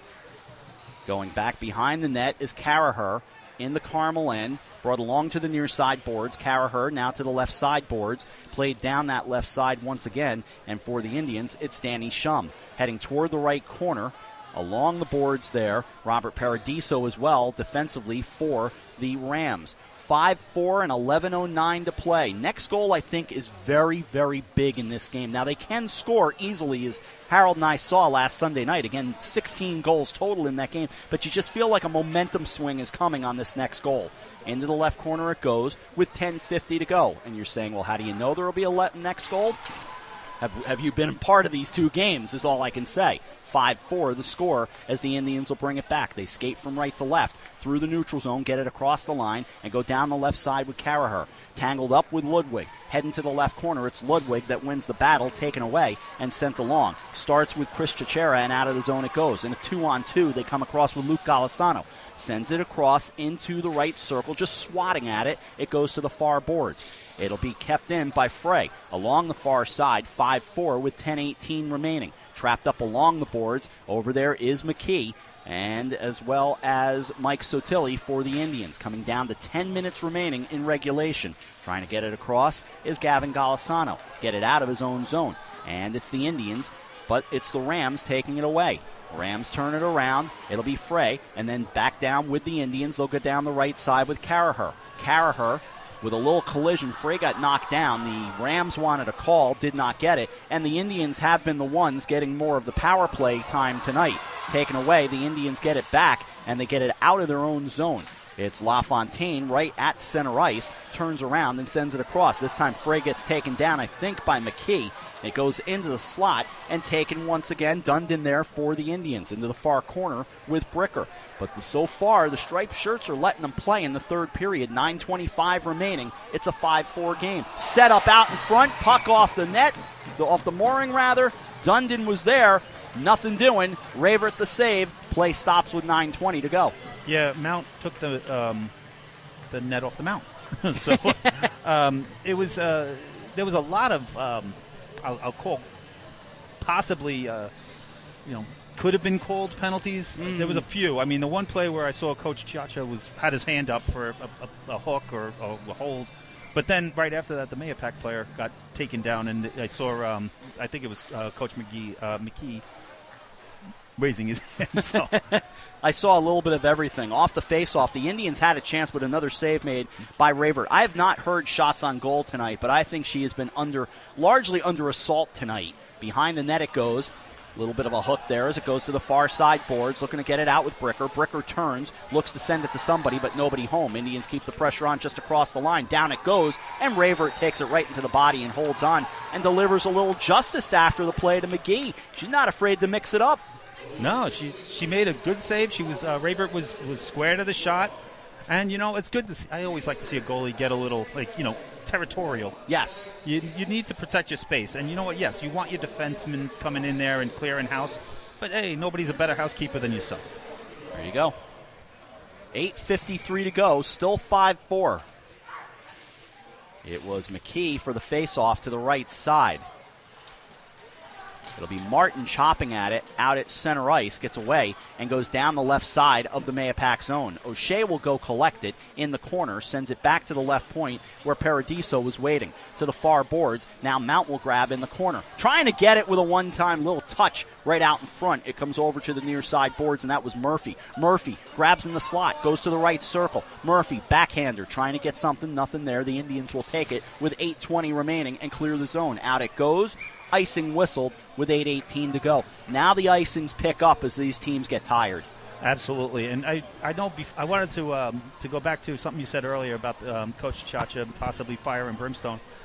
If I'm Coach Donaghy, I'm not necessarily letting Mahopac off the hook as well. No, Mahopac is 11th ranked in the state, and Carmel is a young 2-5 team. Carmel is giving them fits. For the second game in a row, by the way. Yes, rivalry plays into that to a certain extent. Held in by the Rams at the right point with Ludwig. Goes over into the corner. 8:06 remaining, a 5-4 game. Ludwig again just across the blue line. Sends down Mount with a backhander as it went off the end boards. Gets to the line, out in front, and they score to tie it at 5.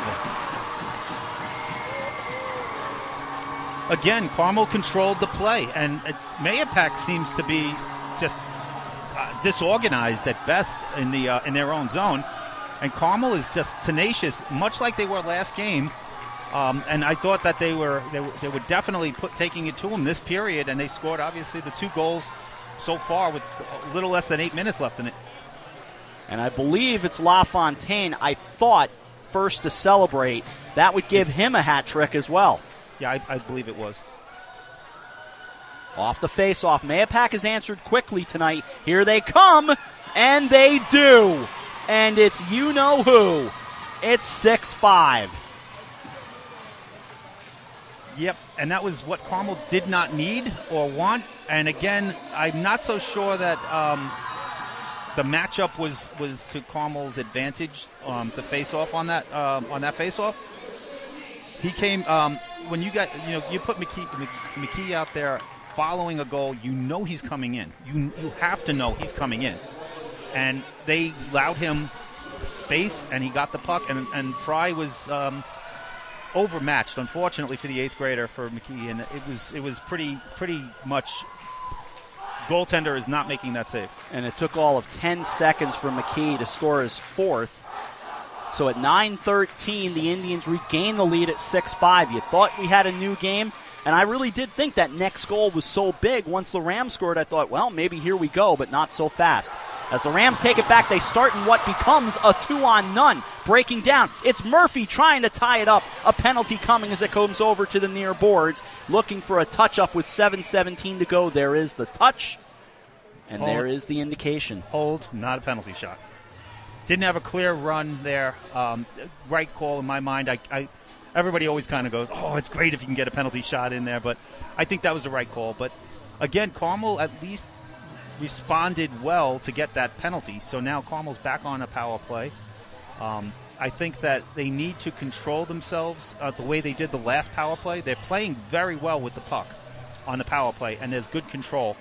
I just don't know, again, I don't know how long Carmel can keep playing these games where they give up a goal less than a minute after they score. They have to be able to give Mahopac some, let them get nervous a little bit. They don't have any time to get nervous after they score. I will say from a fan perspective, a penalty shot would have been fun. I think I've only called maybe 2 in my career. You don't see them very often at the high school level. But it was a straight 2-minute minor. It's Betancourt going off. And it was a hold. Yeah, and that was, and if there's a good penalty to take, that's one. That's a good one. Of course, it would have been, and it very well could have been a 2 to 3 on 0. Carmel had 3 guys on the puck. They just couldn't get the puck clean. So it gave Betancourt a chance to catch up. My sense, by the way, is the game coming up after this one is Lake Lampanas against Pearl River. Because Lake Lampanas does call the Brewster Ice Arena home as well. They combine and become the Rebels at that point. There are co-ops that don't necessarily have a mascot, but they do. They've been the Rebels for a bunch of years. The 2 combined high schools, Lakeland and Panas. There's also Yorktown in the same area, but Lake Lampanas is their own school district. It'll be taken by Murphy. Murphy gets across the line with 1:25 remaining on a, I don't want to overstate it and say it's a big power play, but I think it's an important one for Carmel. Yeah, Carmel can't go down 2 goals. Now, there's only 6.5 minutes left. They're a little disoriented here and disorganized. Almost a terrible turnover and a lack of decision-making between Golisano and LaFontaine, and it was McKee standing right there shorthanded. But they got it away and down into the Mahopac zone. 59 remaining on this power play. 6:10 to go in regulation. Murphy from the point gets it down on net. McDougal able to trap it just off to his side with 52 remaining on the advantage. One thing I was noticing, I can never get his name right. I think Chichura. Chichura. That's been what I've gone with. Was playing left wing while Murphy was playing right defense. Now, Chichura's been playing defense the whole game, but I think that's one of the things that Carmel has done is put some size in front of McDougal, and it makes it difficult to see the puck. And I think that's a really good idea to block the view. Off the face-off to the near side and out of the zone it goes. Paradiso will chase into his own end with under 6 to go. A 1-goal game at 6-5. They bring it out of the zone, work it through, get it across the line, down the left side. Trying to get something going there. Pasquale Fada goes back behind the net. They've got it out in front, and they score! In the slot, it's Jack Lagan tying us with a power play goal. We're knotted at 6. Yeah, Fada made that play. Came in with speed, with body, took the puck, and he just threw it in front, and Lagan was able to just jam it. He just rifled it home. McDougal had no chance. He went high. I think it was high stick side, and that's always really tough for a goalie. So it's a 6-6 game with 5:43 remaining as the Rams make good on the Betancourt penalty. I believe now 4 power play goals in this game. And they're giving the goal to Fada. I don't see that as right at all. No, they got that one. That's the second time they've gotten it wrong tonight, in our opinion anyway. To the left circle, this is saved right off the body of Ravert. Harold will break it down like this is a Pruder film after the game is over to get that all squared away. Out it comes, and in the neutral zone, they'll get across the line. Well, the Indians trying for a big slap shot was McKee. Had it deflected and kind of blocked by Golisano. Goes to the far side. Just wristed down along the boards to the near side by Martin. 4:55 remaining, third period. A 6-6 game here at the Brewster Ice Arena. Along it comes into the left circle. O'Shea's kind of been quiet tonight. Didn't get a lot out of the left circle, but held in. Here's O'Shea, left circle. Dances along the line. Gets wide open. Nearly poked home by McKee. Nothing doing. McKee looking for another 5. Wraparound try coming here. Bricker to the far side it goes. A stick on the ice and cleared out. This would have been, I thought, an icing, but it got touched up by McDougal, so play continues. Rams will take it and swat it away. This comes down. This will be an icing. I think the previous play was deflected. That's why McDougal came out by a Mahopac defenseman on the red line. It's possible. It's possible. I thought I saw the official hand up, so that's what I was going with. Yeah, I was watching. I wasn't watching behind me. I was watching in front, and it just seemed like it was deflected on the way in. But will the 7-0 Mahopac Indians rue the day that they missed an open net where McKee was standing right there trying to poke it in? It very well could be ruining. And keep in mind, there has been a goal that we both agree looked very much like a goal, but was a no-goal call in the second period. That also a difference maker in this game. Yeah, obviously high school hockey does not have the benefit of a replay. And here come the Rams again down the right side with 4:02 remaining. Well, from a play-by-play perspective, Harold and I have got all the drama we want as this will roll down into the Ram zone and an icing whistled with 3:54 remaining. I'm not complaining. No, this has been a much better game. Other than some of the bad penalties taken, I think it's been a much better game to watch. And the fact that nobody can hear it live. Well, I can edit out everything I have to say and nobody will know I said it. That's great. 3:54 remaining. Face-off will come to the left side of Logan McDougal. It'll be Mount for the Rams against McKee for the Indians, and 3:50 to go with the win coming to Mahopac. But out it comes to the neutral zone, and the Rams get it across the line. Down the left side with Paradiso into the corner, looking for a centering try out to LaFontaine, who we think has 3 tonight. Here come the Indians, and across to the circle they go. And up over the top of the net comes to the near side. In the left corner, it's Bricker. Bricker in the left corner to the near side, trying to trap it up along the boards, about the one place we can't see the puck. Here's O'Shea, left circle. O'Shea gets something on it, and a save made by Ravert. Back behind the net, here comes McKee. Turns and fires, deflected off into the left corner. 3:12 remaining. To the near side boards, they'll go into the left corner. 6-6 game. Carmel and Mahopac. Hockey fights cancer night. It's been a good one, and a couple of strokes at it out in front, and it's Ravert to hold on with 3:01 remaining. Ravert came up big there. Carmel was running around a little bit more again in their zone. Ravert has been really good this period. She has been sharp, no question. And Carmel will spend their timeout here with 3:01 to go. Yeah, I think that's a really wise decision. Carmel, like I said, they were running around. It's a good chance for them to set up and just go through the plan of how to get the puck out of there, what to do. They have to worry about Mahopac's offense, obviously.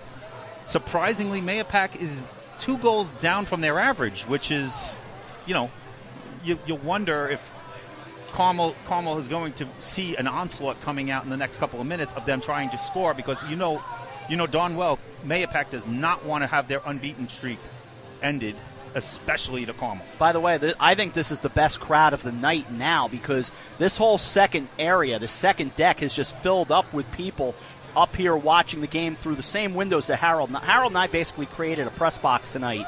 The crowd, for the most part, still in the arena down below, so pretty good crowd for this one. And with a 6-6 game, a lot of action, a lot of nice plays. The crowd's not leaving. It's not one of those, okay, not that you got to worry about traffic on the way home, but sometimes it's like, you know what, it's Friday night. I'd rather be anywhere. But this has been a really good game, and it's a good atmosphere for everybody to be at. Nice, safe atmosphere. So, family fun for sure. 3:01 remaining. 6-6 Mahopac and Carmel. To the right side of Ravert, it's McKee for the draw. Along comes O'Shea, tries to poke it home, goes back behind the net, getting tangled up with Gavin Golisano. As they head toward the right corner, it's Golisano to come away with it. Looks to get it out of the zone and does, but Martin waits right there to poke it forward. Comes back into the Ram zone. 2:44 remaining, tied at 6. Time to buckle up. Back it goes into the Indian zone. Sent forward. Here come the Indians. Here's McKee in the slot. Dangerous dancing through. Goes off. Sends it on net. And Ravert stones them. Save of the night right there. Again, McKee comes in, goes through the defense, cuts through it like tissue paper, as I've heard somebody say once. And he made a beautiful shot. Had it up high, but that glove flashed out. It was not flashy, but it was a beautiful save. Well played. A wise man once said, all you need is glove. Face off to the left side of Ravert. Was that Freddy Krueger? It was Chris Canlon, to be exact. Off the face-off, Cato, who has worked quite a few games with me over the years. Heading into the left corner, it is O'Shea. The chant was overrated, by the way, from the Carmel fans to the near side. Sends down back behind. Goes off the back of the net. We're down to 2:16. Whistle stops play. Face-off will go to the left side of Ravert. Yeah, I know Carmel is obviously going to do anything they can to try to get under the skin of Mahopac, especially McKee, but I know there was, after the last game when he scored his fifth, and he might have been when he picked up the unsportsmanlike, he jumped and was commenting to the Carmel crowd. So I think they have long memories. They sure do. Face off to the left side again. Controlled, thrown on net, and it goes in. Oh, wow. Mahopac takes the lead 7-6 with 2:12 to go. That was just a tremendous draw, win, and shot. Not much Ravert could do on that play at all. Carmel, again, they have 2 minutes left. For them, they took the timeout, which was a good call, but now they have to regroup quickly and get that play going so they can try to decide what they want to do with their offense. And I saw O'Shea as they broke out in a pretty wild celebration right down below us. It's all gamesmanship as O'Shea skated a little near the glass and just gave a little wave to the Carmel fans. No, it's payback. 7-6 the score. I think Bricker, but they have yet to announce it. Here it comes. And it is Bricker with the goal. Unassisted, Bricker, and it's his dad who's been hooking us up with the swag, so who am I to complain? Down the near side it comes. Here's O'Shea, left circle. Sends it, big blast off a hard wrister, but it just clanks off the boards. Goes to the far boards. 1:50 to go. We'll keep an eye on Ravert. In that circle. Goes back behind Ravert, so nothing she can do right now. Stays in the right corner, turning around. It is McKee. It's McKee on net, and the save made by Ravert with 1:41 remaining in a 7-6 game. Yeah, Mahopac right now has just controlled the tempo of this last couple of minutes. Carmel has time. They don't need to race down, do a home run pass. They just need to be controlled. They're making a goaltending change. That's their way of timeout. Interesting. So Carmel will make a change and bring on Justin McCullough. Ravert I think she played really well. I know she gave up 7. Yeah. But I think she played really well because, as I said, she really was just under an assault of pucks all night from McKee and O'Shea and company. I would say she gave up one what I would deem bad goal and one that wasn't called that would have been a bad goal. So she really did not give up many bad goals. It was just that this is a smart play for Coach Chacha to get a chance to calm his team down and get a play going. He's drawn up something on the bench over there. So as you can tell, it's a tactical timeout. It absolutely is, and it's a legal play. Yep, and in the NHL and I believe at the college level, they don't do warm-ups. So you make that change, you go in. That's great, but that's it. But still, here at high school, you can do this. Yes, and you take advantage of it. Now you're running the risk of, cold goalie. A cold goalie for sure. Justin McCullough got the start on Sunday night when we were here. And Ravert came in for 1 goal, if you recall. She came in for about a minute or 2 of play. Yeah, there was an equipment issue. Right. And 1 shot, 1 goal. And, I felt, everybody felt bad for Ravert because that was nobody was stopping that shot. But it just happened to be the shot she comes in for. And then Carmel went down. Justin McCullough, who is a junior, steps into the net with 1:40 to go. He'll stay on briefly as it comes right back down and heads toward the right corner. Rams have to clear, but they do not. Indians keep the pressure on with McKee. Down to 127, out of the zone, it trickles away, and there goes McCullough. Extra skater will come on with 1:22 to go in a 7-6 game. Swatted around to the near side, played toward Ludwig, but cleared out of the zone. The Rams will get back on defense, and it'll be Luke Golisano to go far side and get it out with Paradiso. Down the left side into the Indian zone. Out it comes again. Turned right back around, trying to get it away from McKee. They do. Gets it through. There's a bottle on the ice as it's turned over and taken back, and the Indians can shoot at the open net, and they miss it.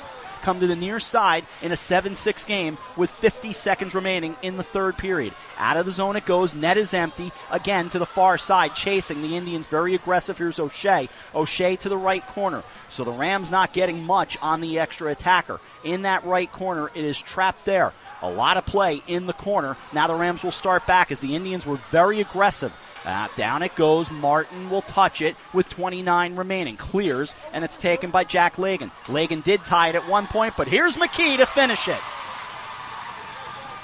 McKee into the empty net, takes a look at Carmel and says adios.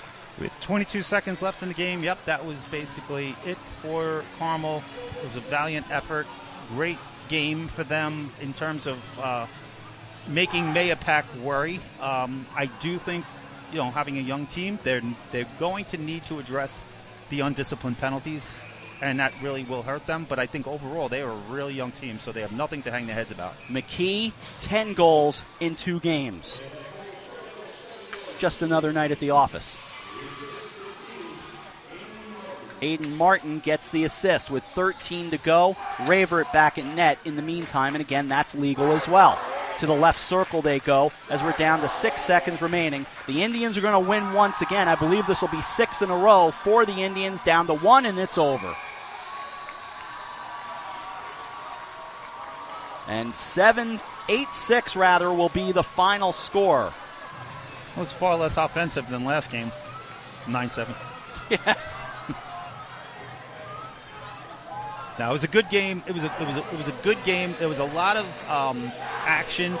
What I liked about it was there were not many real breakaway or 2-on-1s. And last game, I ran out of the number of times that they came in on odd man rushes, both teams. This game, there were a handful of them, and it was not even that many.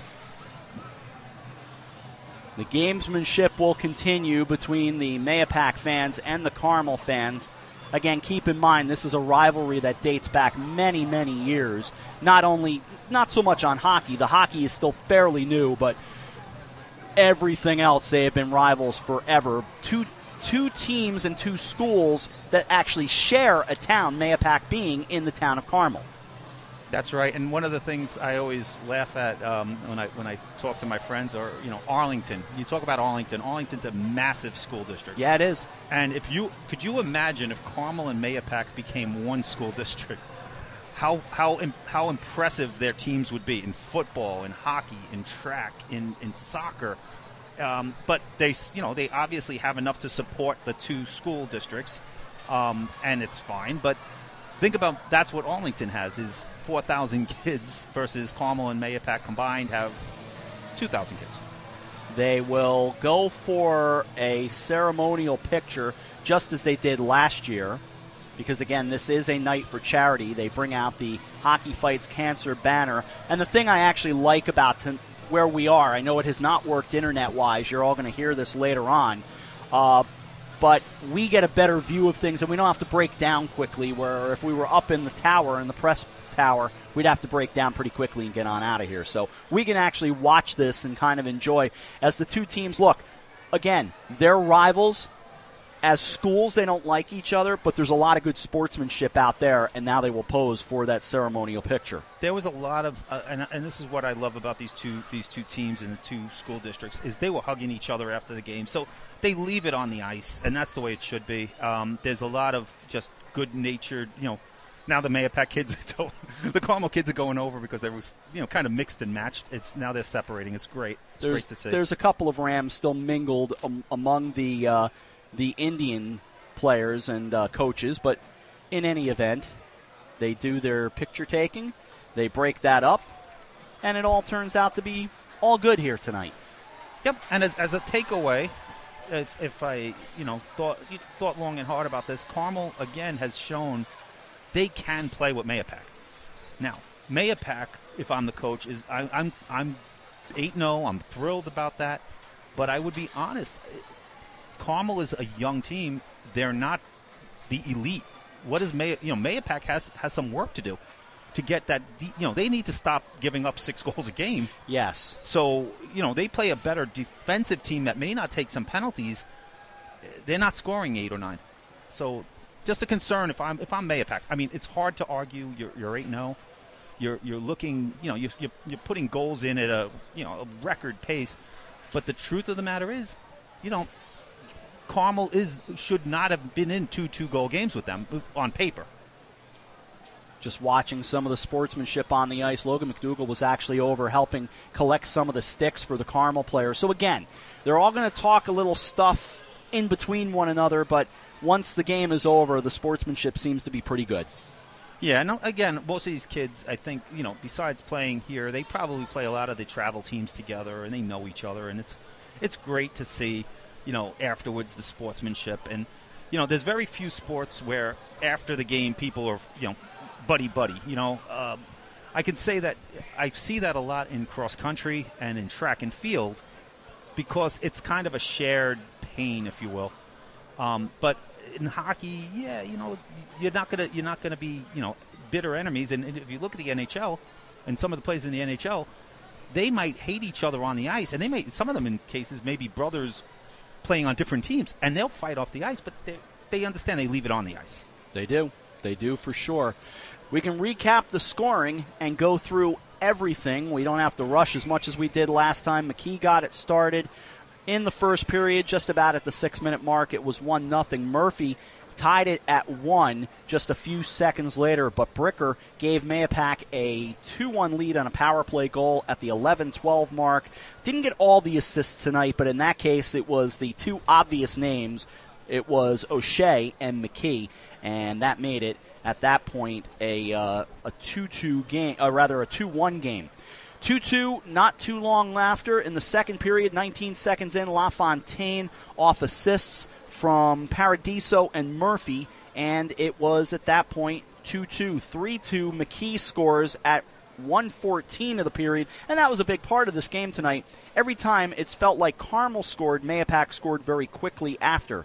3-2 at that point. Gavin Golisano made it 3-3 on a power play at 4:37. Another power play goal, this time from McKee at 6:03. It was 4-3 Mahopac.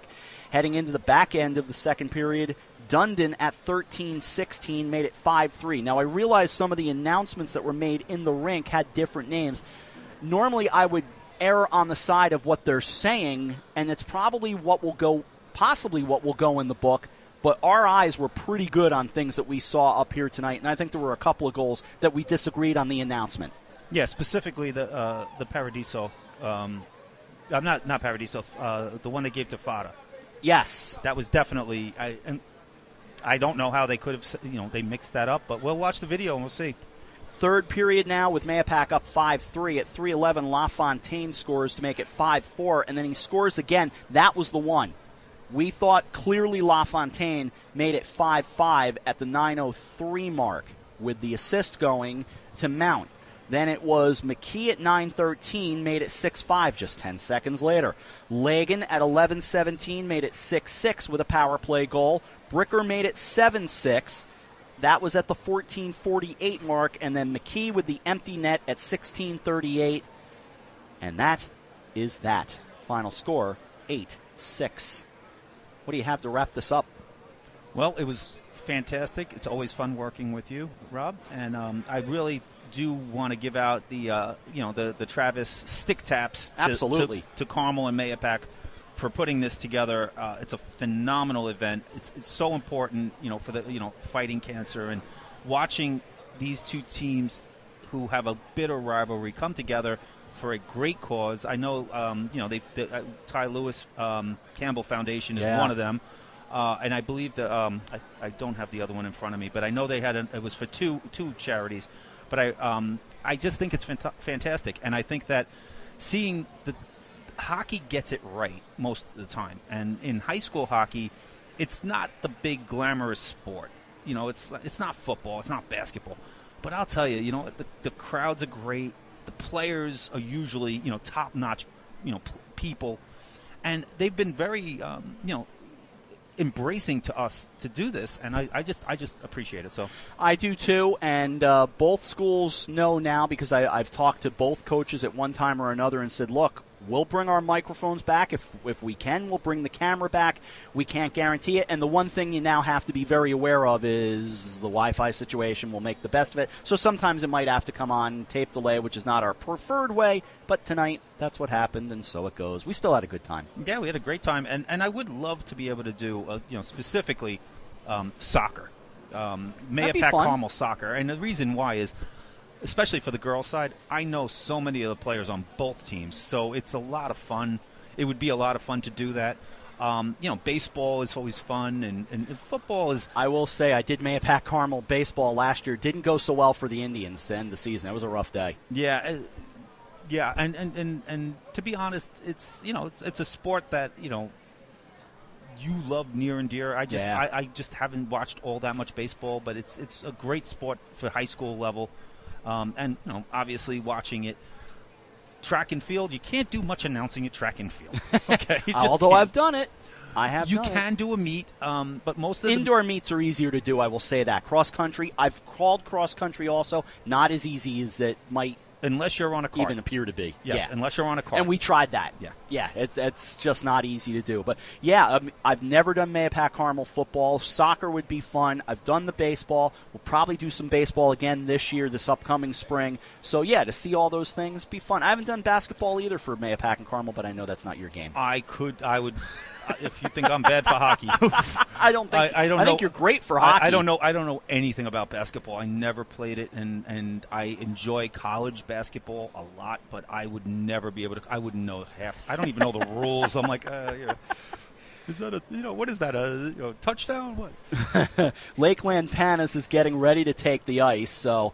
We'll let them play their game against Pearl River, and Harold and I'll get out of here. Once again, your final score, 8-6. Mahopac now 8-0. Carmel's going to get it together. They're 2-6. They'll be fine. They're young, but they're growing. I like things I see from them. They just have to not make the mistakes that they've made. It's a maturity thing. Yeah. They have 3 seniors on the team.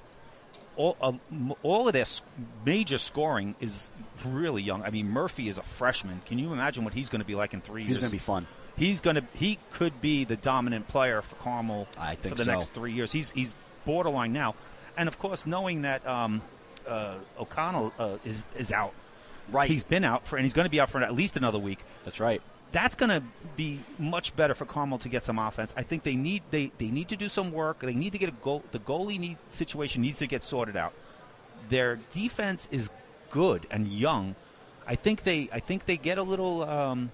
They get a little bit running around, right? But I think that again they're young, and it's not easy to, basically play one-on-one with the likes of O'Shea and McKee. It's just they're such strong players, and physical and big. And I saw Fry against McKee, and at one time, and McKee's probably got him by 1.5 feet. I kept saying Fry. My apologies, yeah. Fry. But seeing Fry against McKee, I mean, look, he's an 8th grader, and he held his own. I mean, except for one play where he went through him, this is a young defense for Carmel. I think that they got a lot of upside. They really do, and I think it bodes well for the future for them. And this is a golden year for the Mahopac Indians. It just feels like a little disappointing last year, the way they went out in the playoffs early on against, I think, Clarkstown, if I recall, and now. Here they are with these 2 great players plus a good supporting cast, good goaltending. Not to say it's a now or never year, but they're they're in the middle of a big year. You feel it. Yeah, absolutely. And I think that when you look at their aging group, they have 7 seniors, I believe. Right. But they're 50-something %, 60% of their offense are those 2 players, O'Shea and McKee. They got to pick it up from someone else. Somebody else has got to take the torch, if you will, the mantle. If I'm Mahopac, I'm trying to get that desperately because come playoff situation, shutdown teams are going to try to shut down McKee and O'Shea. And somebody has to pick up the scoring there. Somebody has to. I mean, Bricker did a really good job today, and there were a couple of other players who definitely did well. But when you look at 5 goals, 3 goals, they're gonna have their work cut out for them against those stronger teams, the Suffrans and North Rocklands and others that have some good defense and goaltending. I mean, again, don't know if it was it's not a slide at Rayvert or Carmel's goaltending, but they're fairly inexperienced playing against these type of teams. And when you get some of the better school goaltenders who are out there who have like a 2-point-something goals against average, some of those goals aren't going in. And Mahopac right back to the ice tomorrow night. They play Horace Greeley right back here at the BIA. Yeah, Carmel had a game with Greeley, but it was canceled due to inclement weather. Yeah, I believe so. Yeah, so I don't know much about what their record is this year, but I think that it's going to get harder for for Mahopac down the road now. They're going to start picking up and playing some. You have the schedule in front of you? Yeah, they're heading up to Union College right after Christmas. A Wednesday, Thursday tilt up at Union College. They'll play Niskayuna, Schenectady, Albany on Wednesday at 3.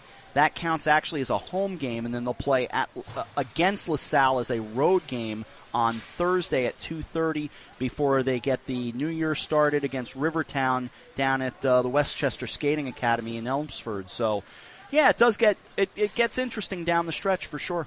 Yeah, and I'd like to see what they do against some of these more competitive winning type programs. Carmel has a lot of upside. I'm real happy to see their development. I mean, I think the 2 games they played today and less on Sunday, they gave Mahopac all they could handle. Yep. And Mahopac knows that. And today especially, this game could have gone either way. It's a 1-goal game, empty net. I just think that Mahopac, this really is their year. They have to make some noise. They're 11th in the state. Second in Section 1. Yeah, second in Section 1, and they have the offense. It's my concern if I'm a Mahopac fan is how many goals are they going to give up? Yep. Because you gave up 12 goals or 13 goals to Carmel in 2 games. Right. That's right. I mean, it's not again. It sounds like it's a shot at Carmel, but Carmel is not the elite. So Carmel's still struggling to find an identity, and you've given up 13 goals. And how many power play goals they give up? So now you got today Carmel scored at least 2 or 3 power play goals, right? Exactly. I think the big takeaway is both teams have some things to think about. Absolutely. And I think both teams should be happy with the development of their teams. I mean, Carmel, they knew it was a rebuilding process, or it's a building process. If you have to get it built before you can rebuild it. But Mahopac, this is it for them. This is a good year for them, and their best players are out on that team, and they're seniors. So I'd like to see what Mahopac can do and make some noise for Section 1 coming down the stretch. Hopefully we'll be back to visit with you, if not before the first of the year, then sometime in 2019. If not, once again, it's been a lot of fun. We've done both the Carmel Mahopac games, and we'd love to see see more of these 2 teams. If not, all good, but definitely a lot of fun, and thanks to Harold for joining me, and we'll see you soon. I'm offering you a chance to say goodbye. Goodbye. That's what I thought you were going to say. That will do it from here at the Brewster Ice Arena with the final score once again, Mahopac 8 and Carmel 6, with the Indians getting the win here tonight as they improve once again to 8-0 on this season. We'll see you on the Robcasting side right after Christmas. Jake Zimmer and I will have some basketball for you. It's the Fairfield Prep Holiday Tournament from Alumni Hall in Fairfield, Connecticut. We'll see you at 6 o'clock next Thursday. But for now, your final score, Mahopac 8 and Carmel 6, as the Indians win on Hockey Fights Cancer Night 2018 into 19. For Harold Turk, I'm Rob Adams saying goodnight from the Brewster Ice Arena. We will see you, as I said, next Thursday for basketball when we see the Fairfield Prep Holiday Tournament. But for now, from the Brewster Ice Arena, thanks to Mahopac and Carmel, and good night, everyone.